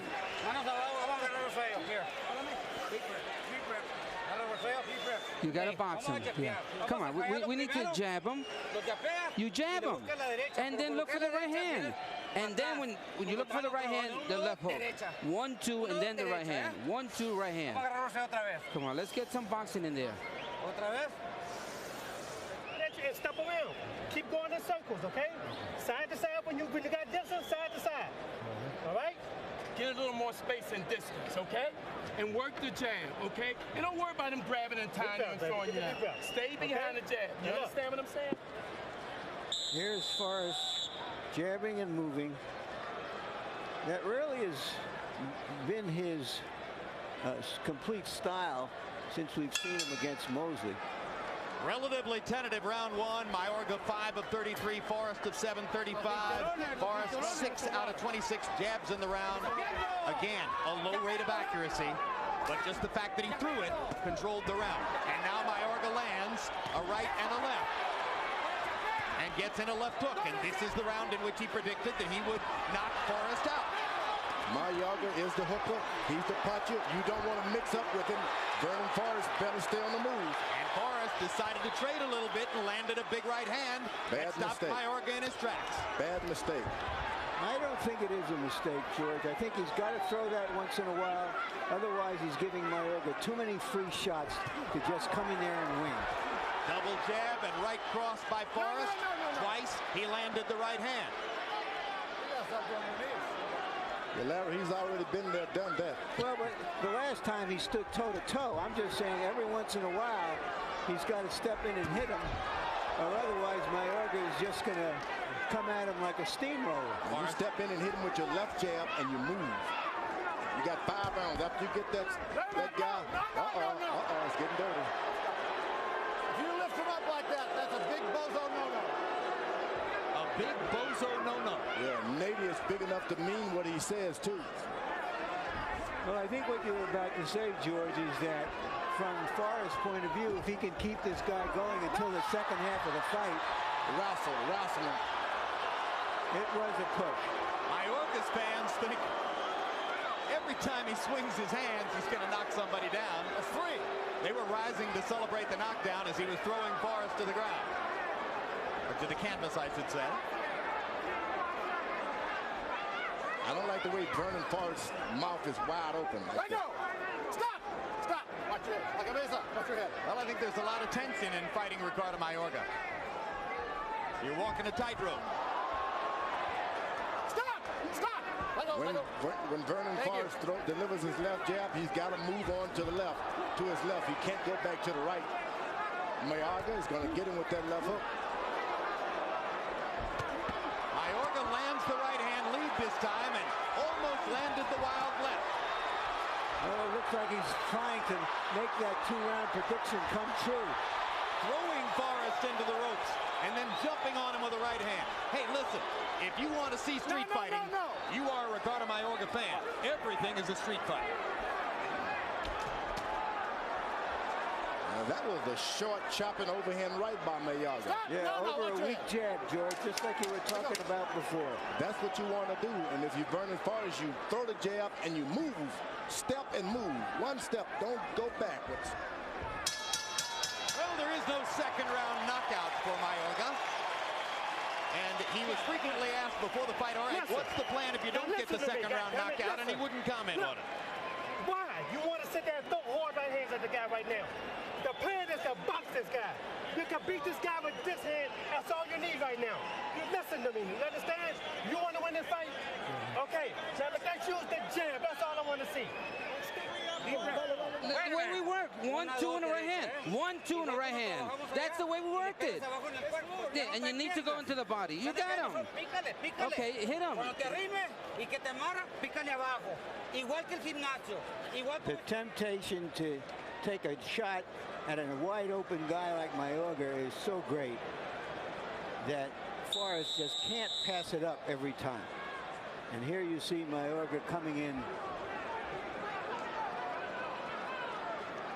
Sloppy, wild, over-aggressive as he looked in round two. Mayorga still landed 13 out of 33 power shots. Forrest, throwing 27 jabs, landed only 5 of them. Forrest is going to have to be more accurate with his jab if he's going to execute this plan to outbox Mayorga. And he's got to continually move to his left after that jab. There's no danger when he moves to Mayorga's left side. Only when he goes, to his right side. Only when he goes to that left, danger arises. Mayorga leading with a left hook. Mayorga is tough. He's strong. And he's confident. Still believes he can get that knockout. Well, and he's going to believe it if he loses every round, too. I mean, he's the kind of guy who doesn't exactly pay attention to the scorecard. He's there to knock you out. I like that. A puncher. Pure puncher. Oh, big right hand by Mayorga. And Forrest was momentarily off balance as he went away. I said earlier, it was nothing but right hands that caused the problem for Vernon Forrest the first time, and it can be the same thing tonight if he's not careful. Keep moving. Stay on the move after your punches. Mayorga throwing the left hook from the down and under angle. One of the problems fighting a guy like Mayorga is, like Prince Nassim, he throws from every conceivable angle and somehow seems to be able to get power on all those punches. Even without the balance, he's still putting mustard on it. Oh, he's got steel in his hand. Another left hook lands upstairs for Mayorga. Vernon Forrest, he's going to have to take some abuse, but you just got to continue with your left jab. And Forrest seems to be getting a little more tentative with his jab. Oh, yeah, he's backing up now and throwing these right hands. He's got to believe in his left jab. If he does it, it's going to be a rough night for him. There it is. The left jab. All night he can do it.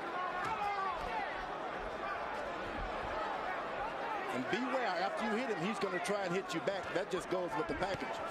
Well, and he's going to swing from all angles. He's going to hit you on the top of the head. He's going to grab you and throw you around. You've just got to be ready for it. Forrest lands a right hand, but gives Mayorga a chance to come back with a combination. Mayorga swinging away from the top. Catches Forrest with the right hand. Has him against the ropes. Just as he did at this juncture of the fight in Temecula. No, let me correct that. At this juncture of the fight in Temecula, Forrest had already been knocked out. Forrest's legs have already been shot. Maybe the fight was too early. Mouthpiece hanging out. Legs are weak. Now he's got to play the game of the puncher.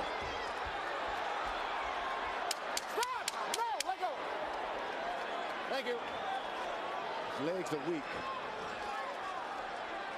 Vernon Forrest coming back with less than 6 months of time period between the knockout loss in Temecula and another fight that seems to be going away from him tonight. That's what we want. All right. The first thing I keep in you, when you hurt him, don't let him go. Jump on him. One inside. Come on. outside.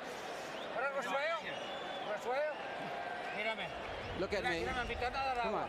Pues el 1-2 y cada con la derecha, le puedes picar abajo, está jab, step around. Stick the jab, step around. When you're on the right angle, you can go your right hand. You throw the 1-2 at him, you hit him, and you hurt him in the first round with that, okay? Look, right hand.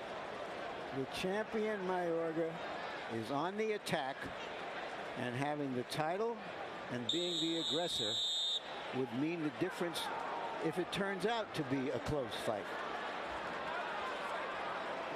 Round 3, Mayorga by CompuBox numbers landing 15 out of 40 punches to only 6 of 30 for Forrest, and Forrest's connect rate on the jab going way down. Only 3 out of 23 in that round. Harold, how do you have it so far? Okay, Jim, 29-28, 2 rounds to 1, Ricardo Mayorga. You know, Jim, he's chasing him down, slamming him with those wild hooks. He certainly won rounds 2 and 3. I thought Vernon was in control of the first round. But, Jim, I got to tell you something. George Foreman made a very good point. I honestly believe that the mouthpiece is just too big, and Vernon Forrest is choking on it. I mean, it's always out. His mouth is always open. He can't close his mouth. Well, he's been a professional for 10 years. He was a long-time amateur. If he can't find a mouthpiece that fits, that's his problem.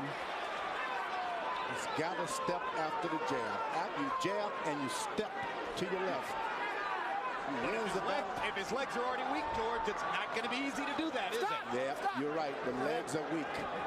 Thank you. Gracias. If he can extend Mayorga to about 6-7 rounds, he can do it.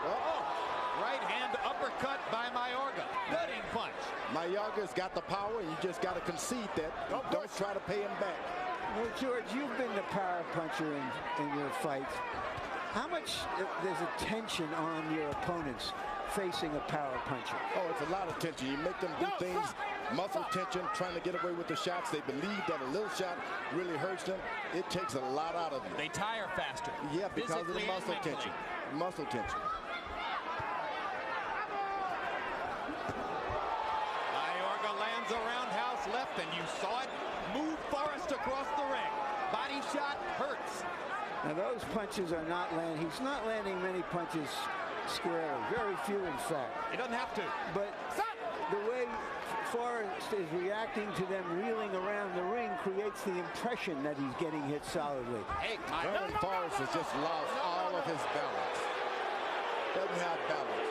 Throws his left jab and he sits there as though you say, okay, now hit me with the right hand. It's a balanced shot. And there's a good 1-2 from Forrest. Assertive, and another one. Right into the face of Mayorga. And another one. And Mayorga just eats the punches and says, I'm coming right back. I don't know what that was about, but Mayorga sure got the crowd's attention with the punches he was taking. I've never seen a fighter cheered for taking punches. Oh, he's Superman. He is Superman, but you don't try to knock him out. Just try to win the round. Forrest is in full retreat. For good reasons. This man's dangerous. He is dangerous in there. Okay, now look. Take a deep breath first. What I'm telling you to do, right? Okay, now you listen to me.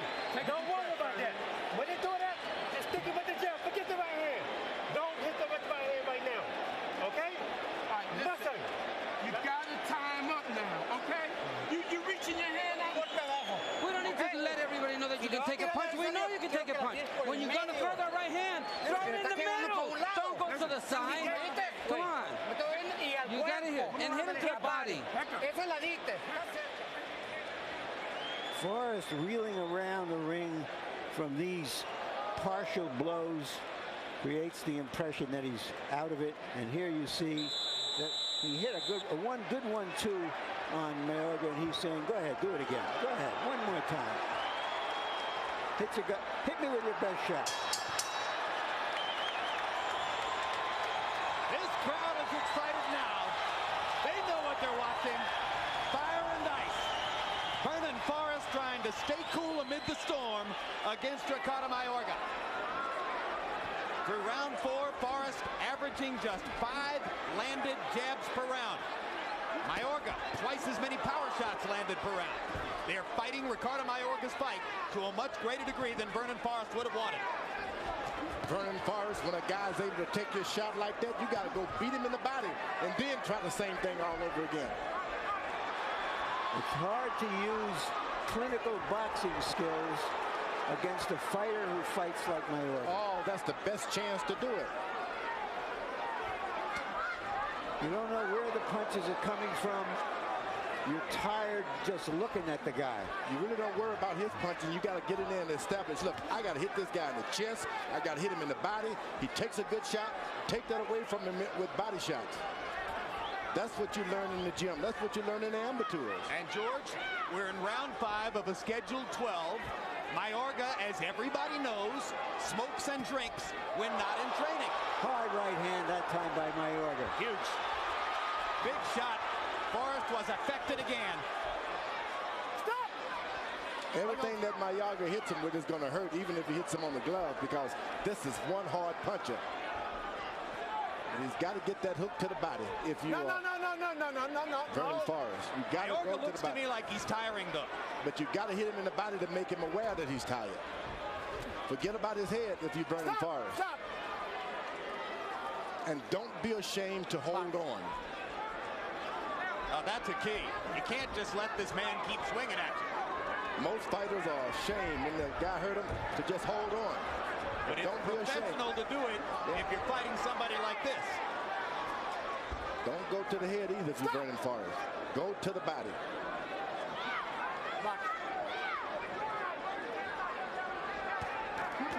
Ronnie Shields tried very hard in Temecula to tell Vernon Forrest, don't hit him in the head, you're just going to hurt your hands.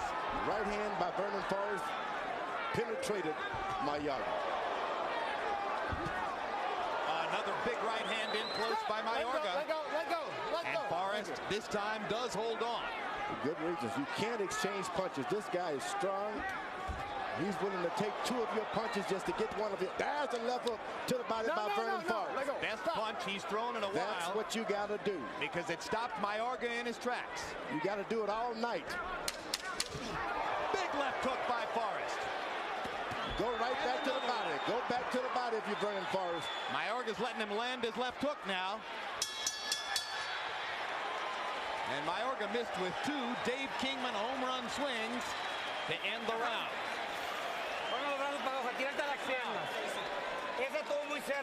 Hey, that was close. That was too close.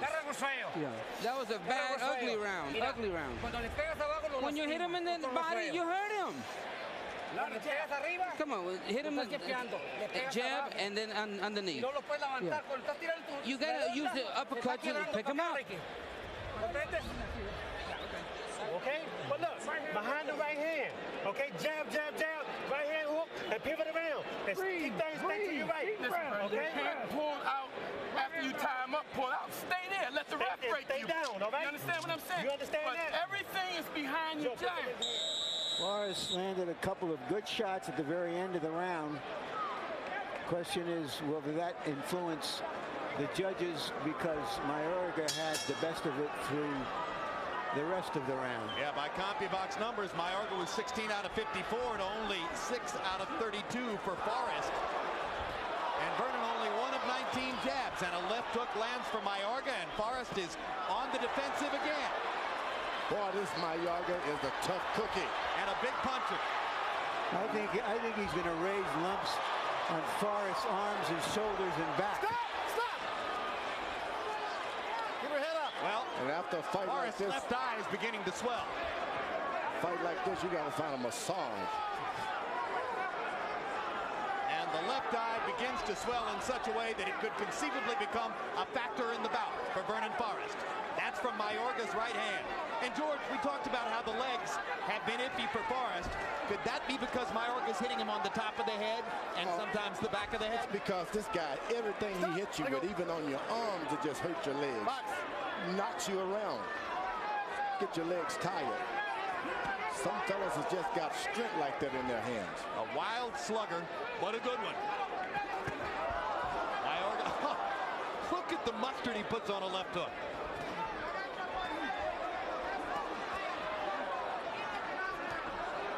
Forrest is going back into the exchange business. Don't do it. Well, he's forcing Forrest to do it.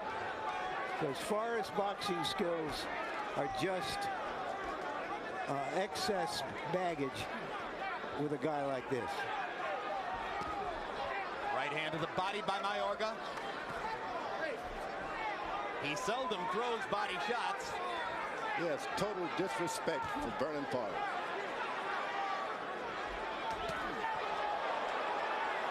Good right hand by Forrest. Forrest has got to start believing in his right hand now.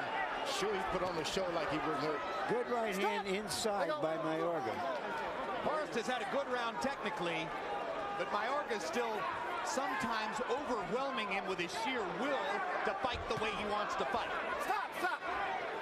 If Vernon Forrest can get a left hook to the body, come back with a right on top, he can get him a knockdown here today. He's got to go to the body first.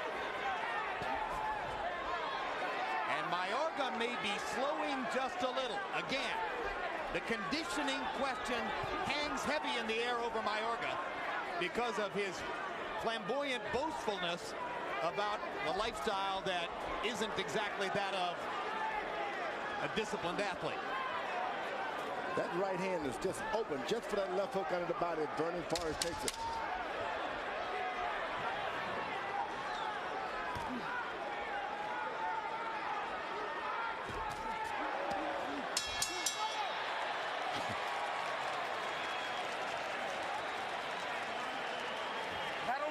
We are halfway through the scheduled 12 rounds. Vernon Forrest is a veteran of going 11 or 12 rounds. Mayorga is not. Okay, every time you jab, hit him to the body. That right hand. Don't hit him on top. Hit him to the body. And when you cross him to the body.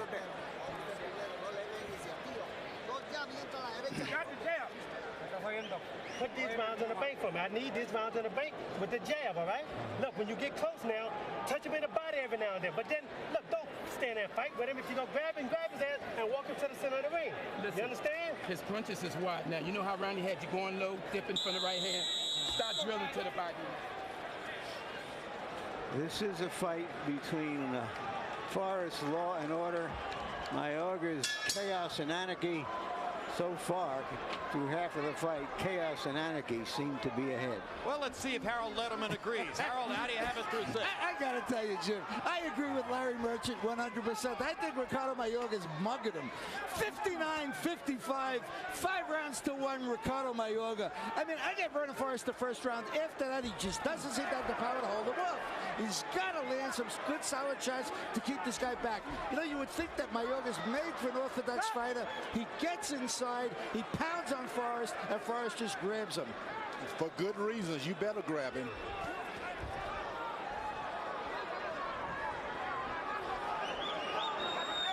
It's so interesting to see Forrest against a brawler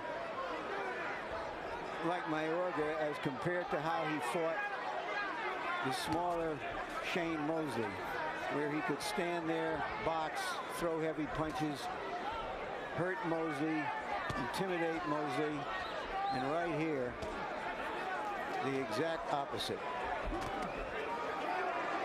I see something that really makes me proud of Vernon Forrest. And that is?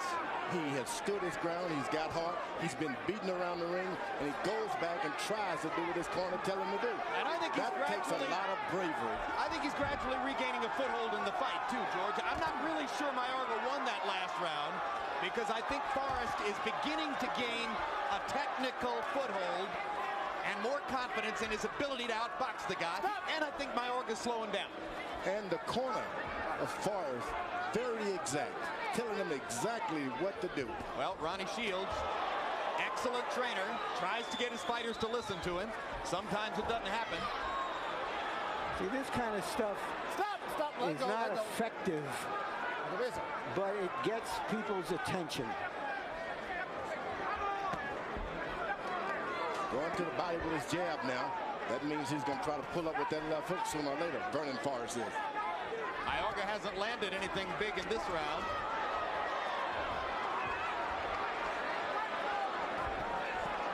Forrest lands the punches there, including a good left hook inside. And a good right. Don't believe in your power with Mayorga. He is ready and willing to switch and trade punches with you at any time.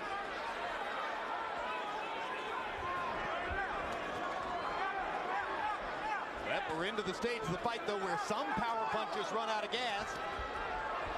And Vernon is beginning to get a little steadier on his feet. Forrest's best round since the first. Or Mayorga's worse, or maybe it's the same thing.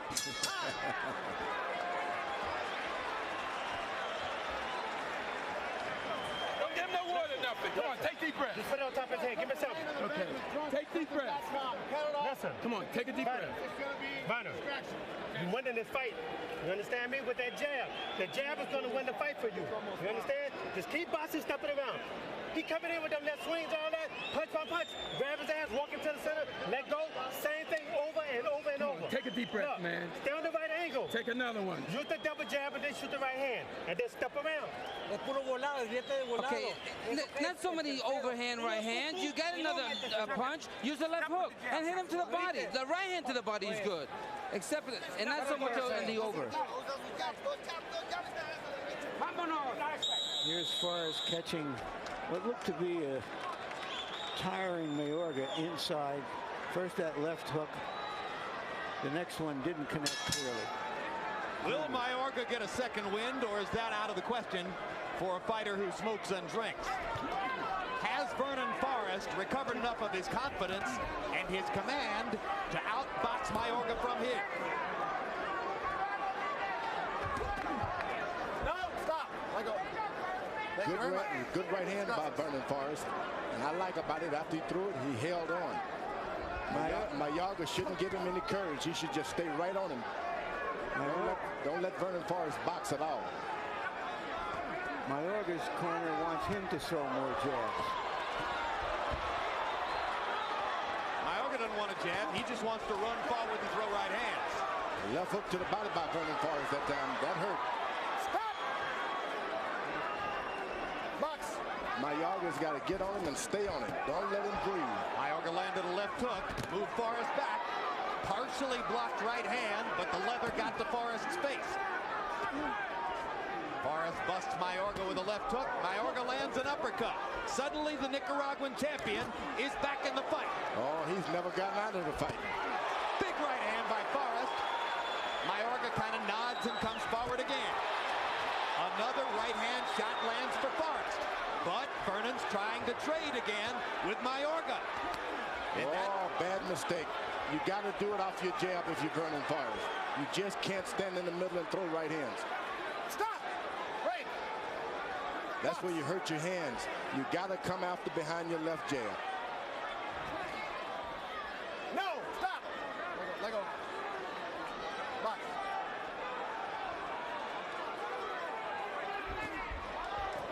Right hand landed for Forrest. Mayorga late with his.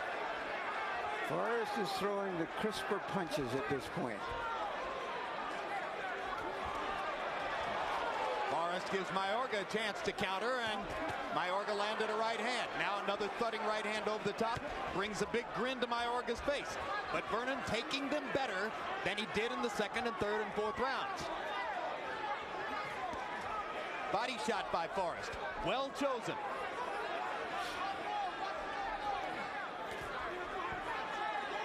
Set the stage for the latter rounds by going to the body right now if you're Vernon Forrest. No. Stop. Box. I mean, break. Now box.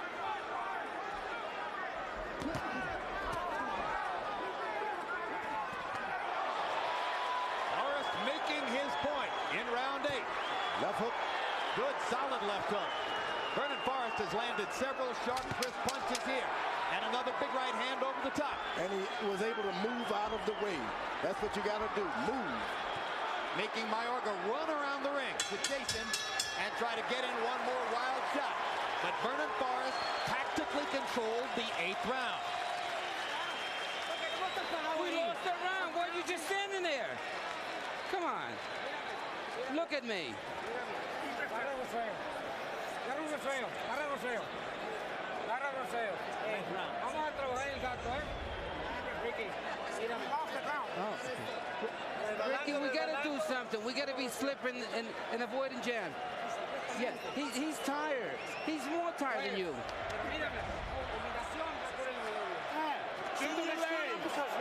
When they start uppercuts, and then go to the body for me, okay? Vernon, I'm telling you. Look, just don't stop fighting with him. Keep boxing with this guy. You got him now, baby. You got this guy now. Now listen. And get the power punches, okay? No power punches unless you go into the body.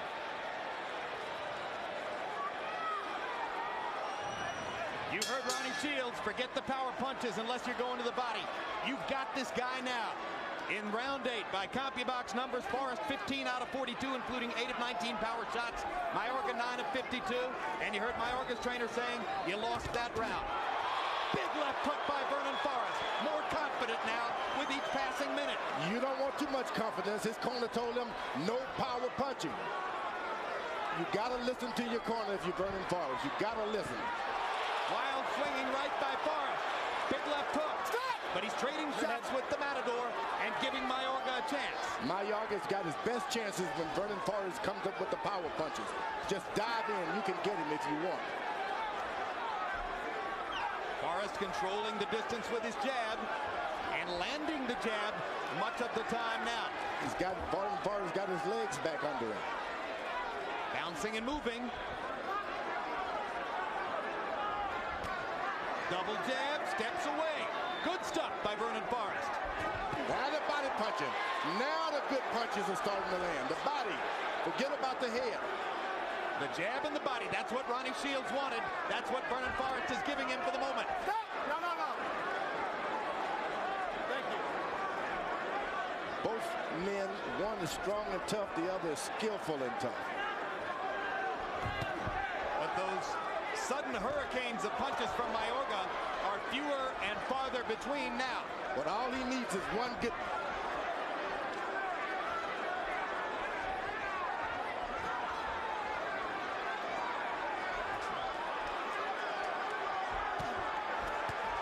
Lead left hook by Vernon Forrest. He hadn't been able to do that all night. Left his left hand out there and gave Mayorga a chance to land a right. That was balance, not the punch. Stop! No. Don't lift up. Mayorga may feel the momentum and the title slipping away now. Stop! Chopping at Vernon with that right hand over the top. Mayorga's just got to keep throwing punches. Forget about trying to box Vernon Forrest. Break! Keep throwing punches. Box! Only got 4 good rounds to do it. Stop! Break! Break! Box.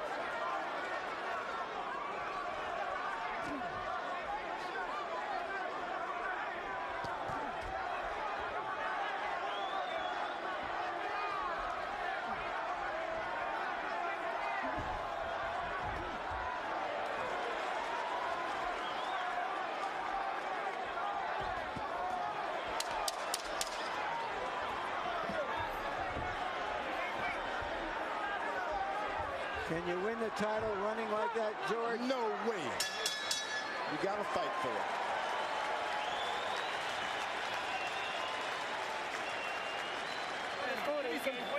Get some air in your lungs. Vernon, Come on, champ. when you get close down, give me the body shot. But look, Vernon, straighten your right ankle, okay? Throw the 1-2 at him, okay? Look, this guy can't breathe now, you understand? Every now and then you gotta give me one in the body though, okay? Now look, hold him, when he get close, right? Boom, boom, and then grab his ass, okay? Don't let him get composure. Don't let him get, when he's off balance, jump on top of him. In the first part of the round, attack him. Come on, that was a tough round, and the fight is very close. Don't give him that much chance. Forrest landing the more effective punches as this fight goes along. Body and head. The size of the task ahead of him is that if Mayorga won the first or 5 of the first 6 rounds as Harold and I scored it, if he did so, then he's got to win all the remaining rounds because a draw goes to the champion. I'll bet you it wasn't 5-1 after 6 rounds on the 3 official scorecards, but we'll see. Meanwhile, Harold, how do you have it after 9? I agree with Larry. 5 rounds to 4, 86, 85, Ricardo Mayorga. I thought it was 5 rounds after 6, 5-1. Mayorga lands 2 big right hands. Changed the fight. Changed the fight right there. He landed the first right cross. I let you keep talking, Harold. He landed the second right cross. I had to jump in. Forrest is in trouble again and trying to trade with Mayorga.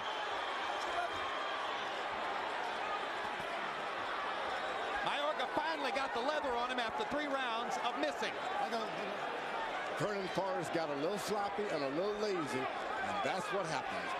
Mayorga is in good condition. That question has been answered. Forrest got too confident. He forgot about how explosive Mayorga can be. He's in condition. Now, I didn't figure that. No one figured that tonight, that this guy would be this strong this late in the fight. But Mayorga is strong in the 10th, 11th round. That's just not many outs for Vernon Forrest. They trade big right hand shots at close range. Look who's holding now. Yep, Mayorga holds on as Forrest landed 2 crushing right crosses. And that punch didn't have much on it. Stop! Vernon Forrest, if he wants a title, he's got to fight for it tonight. Can't win it in a boxing match now. Mayorga sledgehammers Forrest in close again. Got to gamble. Vernon Forrest looking a little wobbly, but he lands a left hook, leaping out of the darkness. Mayorga is hanging in there. Vernon Forrest has just got to unleash the leather now. He's got him a title. Right hand crossed by Forrest. Stop! Got to be accurate with the right hand. It can't be toe-to-toe. Do what you're going to do and move out of the way because Mayorga recovers like Superman.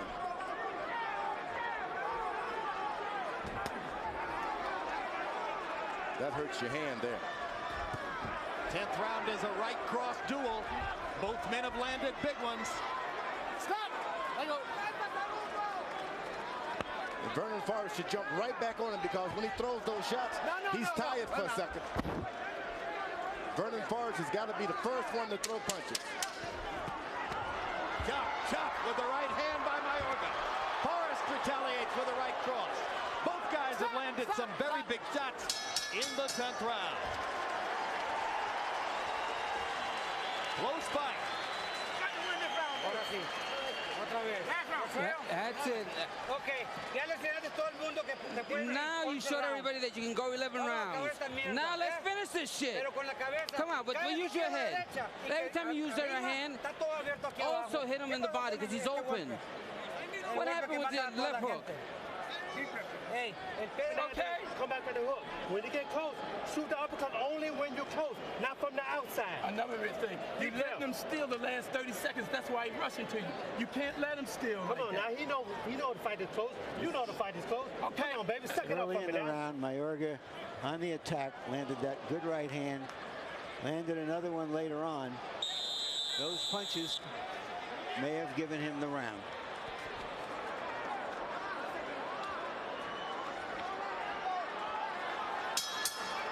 Round 11 begins. High drama at the Orleans. Did Ricardo Mayorga win the 10th and therefore put some distance back between himself and Vernon Forrest? Oh, yes, he did. Harold Letterman sees it the other way and now has the fight even on his card. I have it 6-4 for Mayorga. Stop! Let go, let go. Thank you.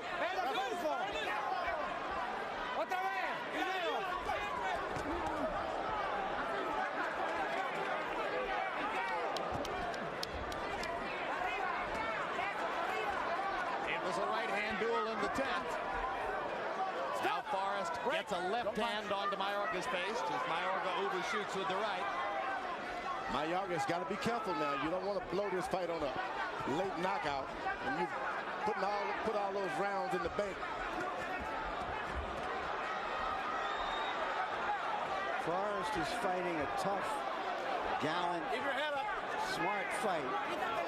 But can he pull it out? One thing I personally had thought was highly unlikely was Mayorga winning a decision over Forrest. It seemed to me Mayorga by knockout or Forrest by decision. But now you have the specter of the possible unexpected result.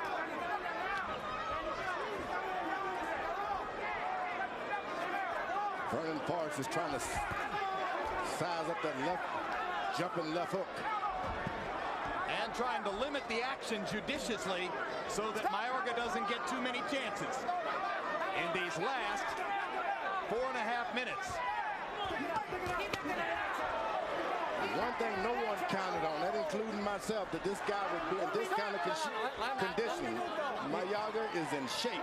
You know, a lot of fighters do behind the scenes what Mayorga is open about. Maybe Mayorga is open and tricking everybody. Maybe it's just a bluff. Yeah, that's another possibility. Is that he smokes one cigarette every 2 months and makes a big deal out of it in front of someone, yeah, and they go and kill. Exactly. I think we've fallen for the tricks here. This guy's in shape. Oh!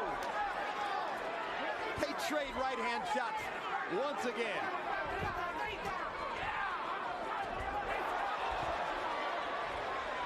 It's just so spectacular to watch Ricardo Mayorga throw his punches because every punch is thrown with knock you into next week conviction. The man is a conditioned athlete, and Vernon Forrest didn't expect this. Nor did his corner. I think you're right, George. They thought that they could get to this stage of the fight, that Forrest would have distinct advantage.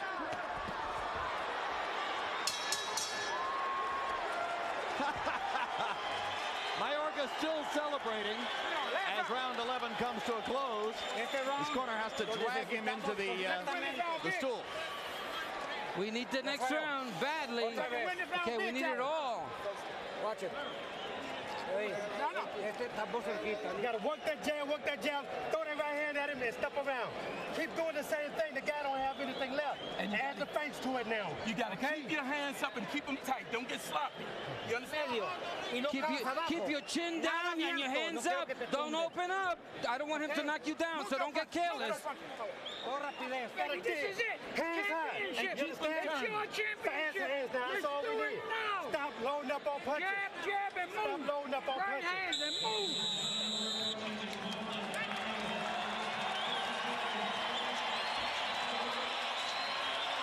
Power punches in 11. Mayorga 6 out of 32.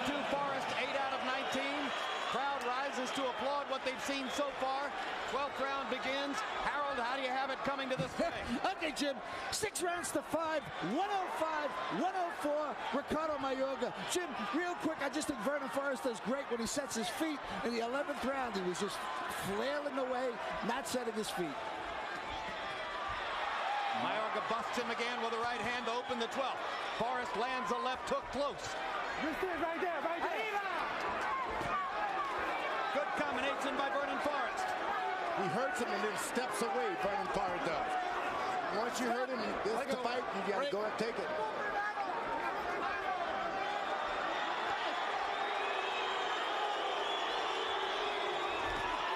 Jab, jab, big right hand by Forrest. Turn Mayorga's head.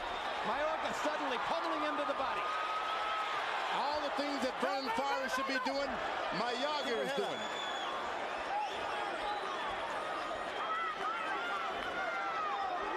He's fighting like he's coming from behind. Vernon Forrest is fighting like he's ahead on points. Mayorga wants a knockout. He almost got it that time. Kind of guy who might feel mildly embarrassed to win a decision. Oh, probably not. Good, solid right hand by Forrest. The best he's landing, this guy didn't move. Mayorga comes back with a right and a left. Stop! Forrest was much better prepared for this fight than the fight in Temecula. He has taken Mayorga's big shots and has come back with tactical brilliance just often enough to stay right there. Mayorga bleeding under the right eye. Good left hook by Forrest. Forrest picking his shots and having a pretty decent round. Stop! Stop! Stop! Stop!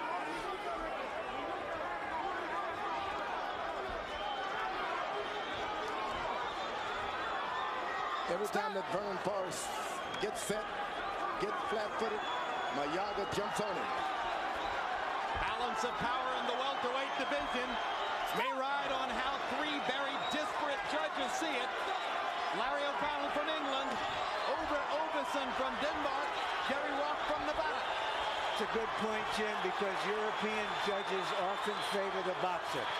Whereas Roth is seen as a guy who favors the aggressor. The aggressor would be Mayorga.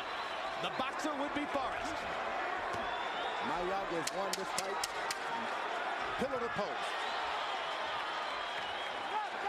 George Foreman weighs in with his opinion in favor of the fighter. Oh, no doubt about it. Mayorga throws his hands in the air. Ronnie Shields picks a weary Vernon Forrest up. Both fighters trying to project winning body language.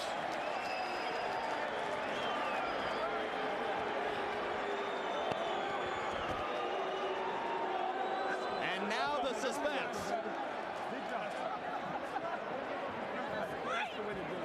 I don't think there's that much suspense. Harold Letterman's card may differ from your opinion here, George. We'll see. I'd like to know what the And here are the judges. There's Larry O'Connell and that noteworthy card. He scored. Lewis Holyfield won a draw, went back to his home country of England and said, whoops, I made a mistake, but it's too late to correct it now. Ups the daisy. And Ovesen of Denmark, as you can see, notable fight, Hagler-Duran. Well, that's a long time ago. And Jerry Roth, he had Vernon Forrest, the winner, over Shane Mosley in their second fight. And Jerry Roth has been a part of so many big fights over the years, you couldn't count them all. And Harold, what's your final scorecard? Okay, Chip. 7 rounds to 5, 115, 113, Ricardo Mayorga. Jim, I don't know. To me, it's a prize fight. At the end of that fight, Vernon Forrest in the last 2 rounds looked like he was exhausted. He was grabbing him. He was holding him. He just looked like a guy who had gotten beaten up. But Ricardo Mayorga, hardly a scratch on him, just kept coming, pounding, driving him into the ropes. I don't know. I just thought Mayorga outfought him. All right. I'd like to see Forrest win because we could have a third one. But you think Mayorga won? Oh, yeah, I do believe So both Mayorga. Harold Letterman and George Foreman weigh in on the side of Ricardo Mayorga. We got it, Jim. We got it. Dang, bang.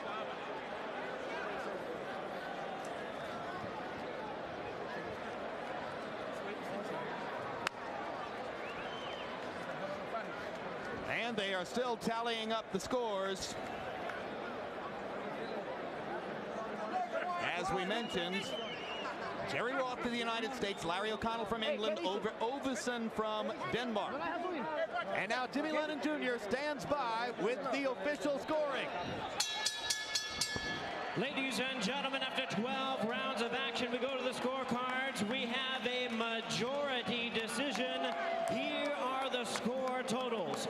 Judge at ringside, Jerry Roth scores about 114 to 114, even a draw.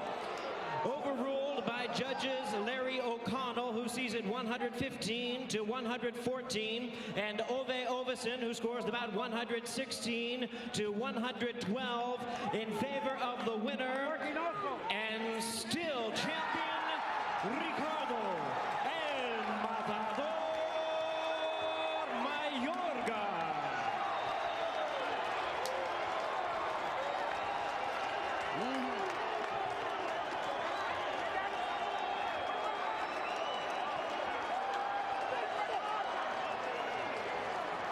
So the irrepressible Ricardo Mayorga gets a second victory over Vernon Forrest.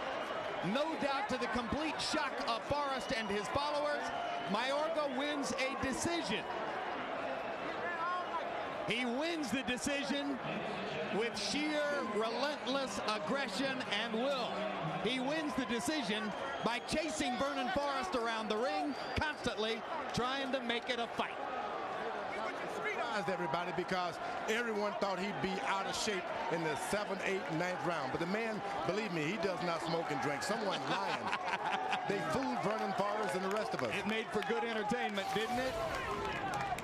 Final CompuBox numbers: Mayorga landing 126 out of 531, Forrest 122 out of 475. That's a push. Very little difference between the two. Power punch numbers: Mayorga landing 39 more and throwing 185 more. Maybe really that's the difference in what the judges saw. Mayorga throwing all those power punches as he constantly was the aggressor, making the fight, taking his aggression to Forrest. And now Larry Merchant stands by with the winner, because I think we saw Vernon Forrest leaving the ring. Thank you, Jim. Congratulations, Ricardo. Felicidades, Ricardo. Why was this more difficult than the first fight? Porque esta pelea fue más difícil que la primera pelea. Bueno, si ustedes observan, ni los dedos de la mano son iguales. There's a lot of difference. Not even the hands on your fingers are the same. Was he able to take your best punches better this time? Él pudo resistir los golpes tuyos más esta vez. Sí, bueno, en una parte sí, pero la verdad todo mi equipo me estaba diciendo, no te jodas en 2 asaltos. Todo el mundo siempre ha dicho que tú no coges 12 asaltos. Pelea la pelea con él para que mi equipo, todos me lo dijeron, hasta mis sparring. Pelea la pelea con él, castigarlo para que si lo noquea, sigue boxeando. Si lo verguea, luego se va a retirar. Fuera después de esta vergueada está listo. Yeah, he was able to withstand the punches more this time, but my group told me, let's fight the guy. If we knock him out, we knock him out. But we know we can go 12 rounds. Tell us about fighting a pure boxer. Can somebody box you, or is your style just too wild and aggressive for them to be able to do that? Dino, ¿cómo se siente pelear a un puro boxeador? ¿Tú crees que un puro boxeador, un estilista, te puede aguantar a ti, resistir tu empuje? Yo pienso que no, la verdad, te lo juro, que Forrest hoy se levantó con el pie derecho. Yeah. I don't think any straight boxer would be able to do that. Forrest was at his best today. Pero aquí está mi jefe, y las veces que mi jefe me lo contrate, bueno, lo vergueo todos los sábados. But here's my boss right here, and whoever he puts in front of me, that's who will fight. And one round you stood in front of him and dared to hit you. Why did you do that? En un round te paraste frente de él y lo desafiaste que te pegara. ¿Por qué hiciste eso? Para que mirara que es pendejo, que él no pega nada. I just know he's a sissy and he can't punch hard. All right.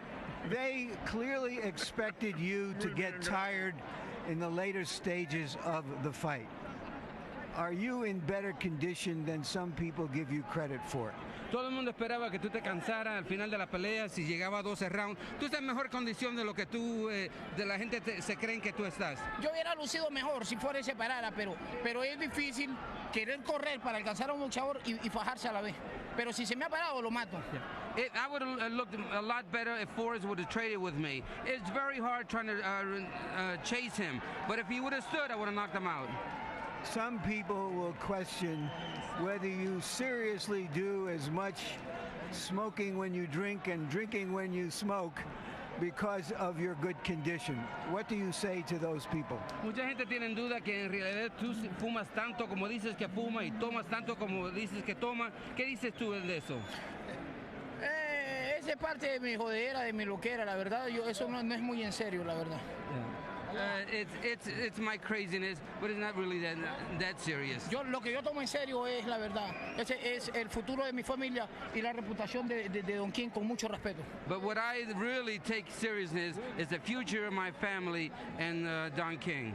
Thank you very much for a great fight. Congratulations again, Ricardo. Gracias por una gran pelea y felicidades otra vez. No, yo quiero darle gracias a Dios, gracias a mi jefe y mi familia y yo vamos a estar muy bien y quiero mandarle un saludo a toda la gente de Granada, Nicaragua, hasta la gente del Sauce. Los quiero mucho a mis hijos. I want to thank God. I want to thank my boss. I want to say hello to everybody in Nicaragua. I love you all. Thank you again, Ricardo. Y que viva Don, la verdad, que viva Don King. Y que a Don King. All right, Jim, back to you. He'll still be talking this time tomorrow. And once again, let's look at the judges' scorecards, because in the 12th round, Larry and I made all these boxing sophisticated comments about how Jerry Roth favors the aggressor and European judges are known to favor the boxer. And of course, this shows you what we know, because Roth was the one who had an even scorecard, in effect favoring the boxer, and the two European judges are the ones who scored the fight for Mayorga, in effect favoring the puncher. So once again, we didn't have a clue what we were talking about. But I'll tell you what, it was a whale of an entertaining fight, and what a live wire Ricardo Mayorga is. How much fun is this guy to watch, George? Oh, really? I think he's the most colorful guy in the weight division right now. I think he's going to carry the bucks with him wherever he goes. Well, there's going to be big money. Well, and look at all the money at 154 pounds, where Oscar De La Hoya fights, where Shane Mosley is going to fight Oscar this fall, where Fernando Vargas is still in business. Bernard Hopkins is 6 pounds up the road at 160. There are so many big fights into which Mayorga can figure in the future that it's exciting to have a new fight. And he can do anything he wants. He put on a few pounds, he can just rise and rise and rise. Oh, he can fight at 54. I wouldn't bet against him if I was a betting man. Fight at 60. Oh, yes, he can. Could be a heavyweight. Uh-oh. Probably not. All right. And Larry Merchant, I know you had fun in there with Ricardo. Vernon Forrest, incidentally, left the ring immediately upon hearing the decision. Your final thoughts about what you saw tonight? Well, during this whole week, I've been thinking about a country lyric that goes, I don't want you for a night, I don't want you for a weekend, I want you forever. And so I've been wondering, is this Ricardo a keeper forever? Well, he's more than a weekend. Time will tell whether he's forever, but he has injected some refreshing attitudes and big punching ability into not just his division, but into the entire prize fight scene.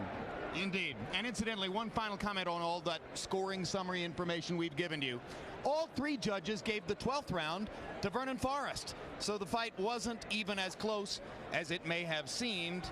Here we were talking about possibly the fight being on the table in the 12th. Obviously it wasn't if Forrest won it, and still winds up losing the majority decision.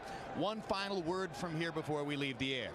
On any sports telecast like this, there are dozens of people in our crew whose work goes unrecognized on a name basis by you. You see what they do, but you're never going to connect to their names or to their faces the way you do to us, the broadcasters. One such person here at HBO Sports for the past 15 years or more was an editor in New York named Anthony Avalone. He's introduced you to his work at the beginning of many of these telecasts over the years, editing the opening package that gets you interested in the fight.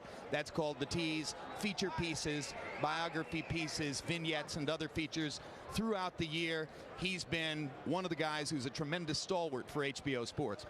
Anthony died this past week at age 52. Our thoughts tonight are with his wife Nancy and the rest of his family.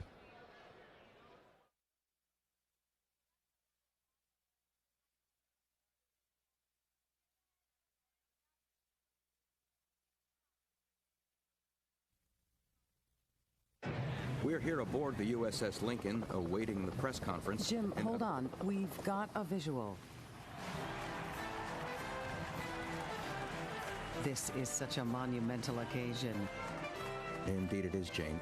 Now, he's not going to use the V word, victory, but this sure feels like a victory lap to me. Bill Maher's stand-up special, Victory Begins at Home. See it here live, Saturday, July 19th. Head-to-head, toe-to-toe, and back-to-back. Two big events, one big night. First, John Leguizamo directs and stars in a new movie by HBO Films, Undefeated. This is your time, man. Even if I go in there fighting, I can still lose. Then, Fernando Vargas battles it out live on Boxing After Dark. It all happens Saturday night, July 26th, beginning at 8 on HBO. All right, let's do this. Let's do it. Next Friday, tune in for the season finale of On the Record with Bob Costas. This season has seen notable guests Jerry Seinfeld, hip-hop star Jay-Z, tennis's retiring champ Pete Sampras. Catch the upcoming final episode with special guest Angelina Jolie. Also this week, Hillary Clinton. That's Friday night at 11:30 p.m. Eastern and Pacific on HBO. Tuesday, July 22, catch the next Real Sports with Bryant Gumbel. Among the features, the amazing story of race car driver Alex Zanardi. His legs were sheared off in a horrific crash, but he's managed to put his life back in order without missing a beat. Real Sports, nothing is out of bounds. Earlier this evening on World Championship Boxing, you watched DeMarcus Corley in the light blue sheath and Zab Judah in the red and black trunks. Judah and Corley nibbled away at each other for 12 rounds, and on the basis partially of a third-round knockdown of Corley, Zab Judah won the fight by decision to reestablish himself as a contender at 140 pounds. Then the excitement entered the ring in the person of welterweight champion Ricardo Mayorga, who forced Vernon Forrest to fight his fight enough of the time to win a majority decision against Forrest and defend the welterweight title he took from Forrest this past January. It's valid now. Ricardo Mayorga is the welterweight king. Next on HBO, stay tuned for Sex and the City on the East Coast and the premiere of Minority Report on the West Coast. And now for our entire HBO crew, I'm Jim Lampley saying so long from Las Vegas, Nevada. The executive producer of HBO Sports is Rick Bernstein. Tonight's edition of World Championship Boxing was produced by Dave Harmon and directed by Mark Payton. Associate Director John Crystal. Feature producers Abtine Motia and Brooks Silva Braga. Assistant to the producer Greg Stern. Production manager Mike Davis. Technical supervisor Bob Hunter. And the technical director was Doug Getz. And audio star Randy Flick. Sick at home, feeling better. Welcome back next time we see you, Randy. Glad to hear you're getting well.